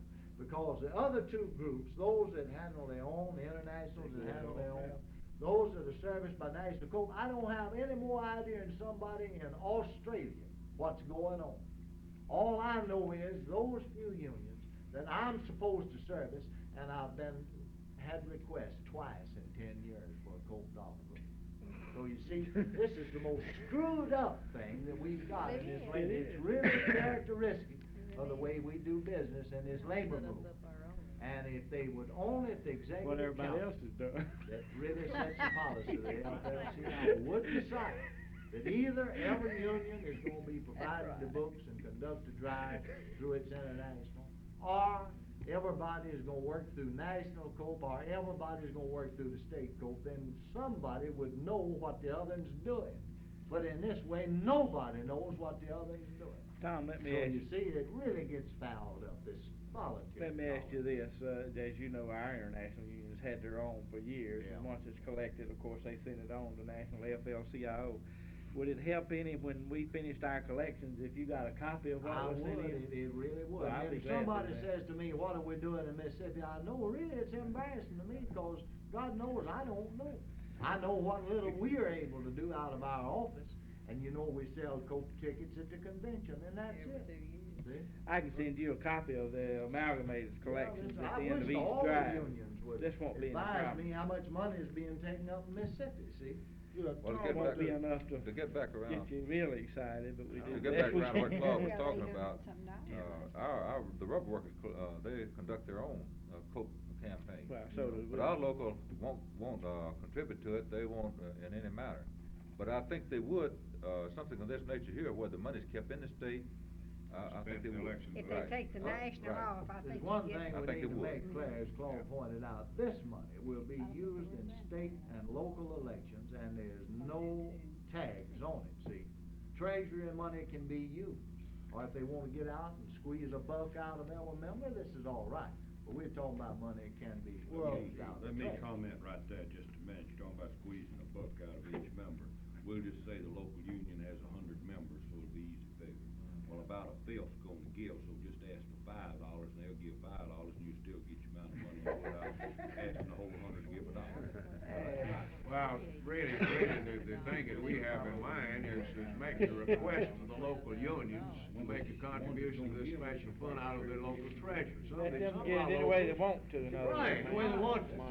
Money for- Let me explain something to you all here. Cause it is During the last, prior to the last election, you remember, the legislature was reapportioned when there was a lot of new seats opened up in certain counties, and it provided us with a golden opportunity to make some real progress in getting the right people elected to office. Well, we didn't have much money available to spend, so I sent out a special appeal to the various international unions for some assistance. I don't remember now how much money we raised, but it was several thousands of dollars. And this is the money that we spent in the legislative elections. And as a result of it, we come out of this last election with a fairly good legislature. And I don't think that we'd have been in this good a shape had we not had this money to help finance some campaign. Now, we're talking about financing campaigns now, you see. Now, we still got some real stinkers in that legislature to get rid of, and the only way we're going to get them out of there is to raise enough money to finance the campaign for a person to run against those people. Now, I'll give you one example. Buddy Newman, chairman of the House Ways and Means Committee, one of the most important committees over there, the committee that decides where the money's coming from. They never will bring a bill out that would tax the, oil people, anything like this. It's always, the working people that's hit. So we're gonna get rid of a fellow like Buddy Newman. We got to have money enough to get a good candidate, go in there and finance his campaign. That's what we're talking about. And in a case like this, we're probably gonna have to put $1,000 or so in that particular campaign. You see? Yeah, I can see that. What I think we can do with something like this is to tie it directly into that union member's pocketbook, that this is what's been happening to you. If you'll help us raise a little money to go get some of these characters, not in your county, but in a county over here somewhere. You understand what I'm getting at? Stone Barefield's a good example. We just can't let this guy come in without opposition the next time around. Mr. No, Chairman, you I don't think what need you to. wanted is this committee board to make a motion that we set up our own Mississippi political donation from the local union. This is what it gets down to, So a I'll special make that fund. motion. All right, a special fund to be spent and the election of the next legislature. This is what we really have in mind. We make this appeal. Some of these local unions, will come through in good fashion. I don't think if we. Some of them won't get into that. Right. You better phrase that a special fund, so somebody upstairs won't get the idea we're trying to circumvent code. A special fund. Yeah, it is. We establish a special fund to be spent in the election of the legislature in what, 1971? 1971. We'll phrase this correctly where there can't be any misunderstanding about it. You include in your motion yeah. $1 a member, ask for $1 a member, and a resolution, is that you including that? Yeah. You wanted $1? Yeah. A minimum of $1. Minimum $1. A minimum of $1. Give them some leeway there. Right. If somebody wants to give. All right, Robert. Don't turn it down. You said in the, fund, you was establishing a special fund. Yeah. For political action in the 1971 legislative election. Right. Now, are you saying that you're gonna cut the fund off after the 1971 No. legislative election? Are you Before years leaving? will come again. Before years will come up, but we're gonna make it, it'll be a special drive this year to raise the funds, and then, of course, we'll take a look at it again. If we wanna make it a continual thing, we can, but in this particular case, what we're talking about is a special appeal, a one-shot deal to raise money to spend in 1971. I think that's what we talk about, isn't it? Well, it would accumulate over the 4 years, so. You know what, well, if you know, but, we're just gonna send out If we a. What they could. had in mind was an That's appeal right. for one shot, For one shot. year, and 70 to collect funds for 71. Right, this is what we had in mind, not, $1 a year for 4 years, anything like that, but $1 a member for this, particular Election. election. Now, if we had $50,000 to spend in this next election, we'll turn this state upside down. Not to my knowledge. That's all it'd take, about $50,000. We ain't gonna get that much. We'll be lucky if we get 20. Well, Claude, let me, before we vote on this, don't we have the access to 1970 and prior to the elections of 71, that we have, really 2 years, not to collect $1, but 2 years to collect $1 each year. Well, we'd have the fall of next year and the spring of the following year, that's because right. we'd be getting into the elections of That's the right. following year, so we're really talking about it. So she. Yeah, about a 6-month period, probably, maybe 8. Are you ready for the question on the motion? All in favor of the motion signify by saying aye. Aye. All opposed? Motion carried and so ordered. I got one other item here, dealing with, proposed legislation, With rags. that I don't think the organization's ever gone on record on. And I think it'll be coming up sooner or later. We've been on record about revising the state's election laws and things of this kind. But I don't recall the organization ever having taken a position on lowering the voting age. It appears to me that if a man is old enough to fight for this country at 18 or 19, that he certainly ought to be allowed to vote before he goes over and gets shot. You know what I'm talking about? I believe we had a resolution at the last convention that would we support lowering the voting age to 18. checked, are you sure of this? I'm pretty sure it was. I opposed it, it passed. I'm pretty sure of that. What? I don't know where it passed or was turned down at the convention, but the board did meet and, recommended and, for it to go to the convention. Well, I checked, I guess I didn't check this thing out far enough. Do you recall?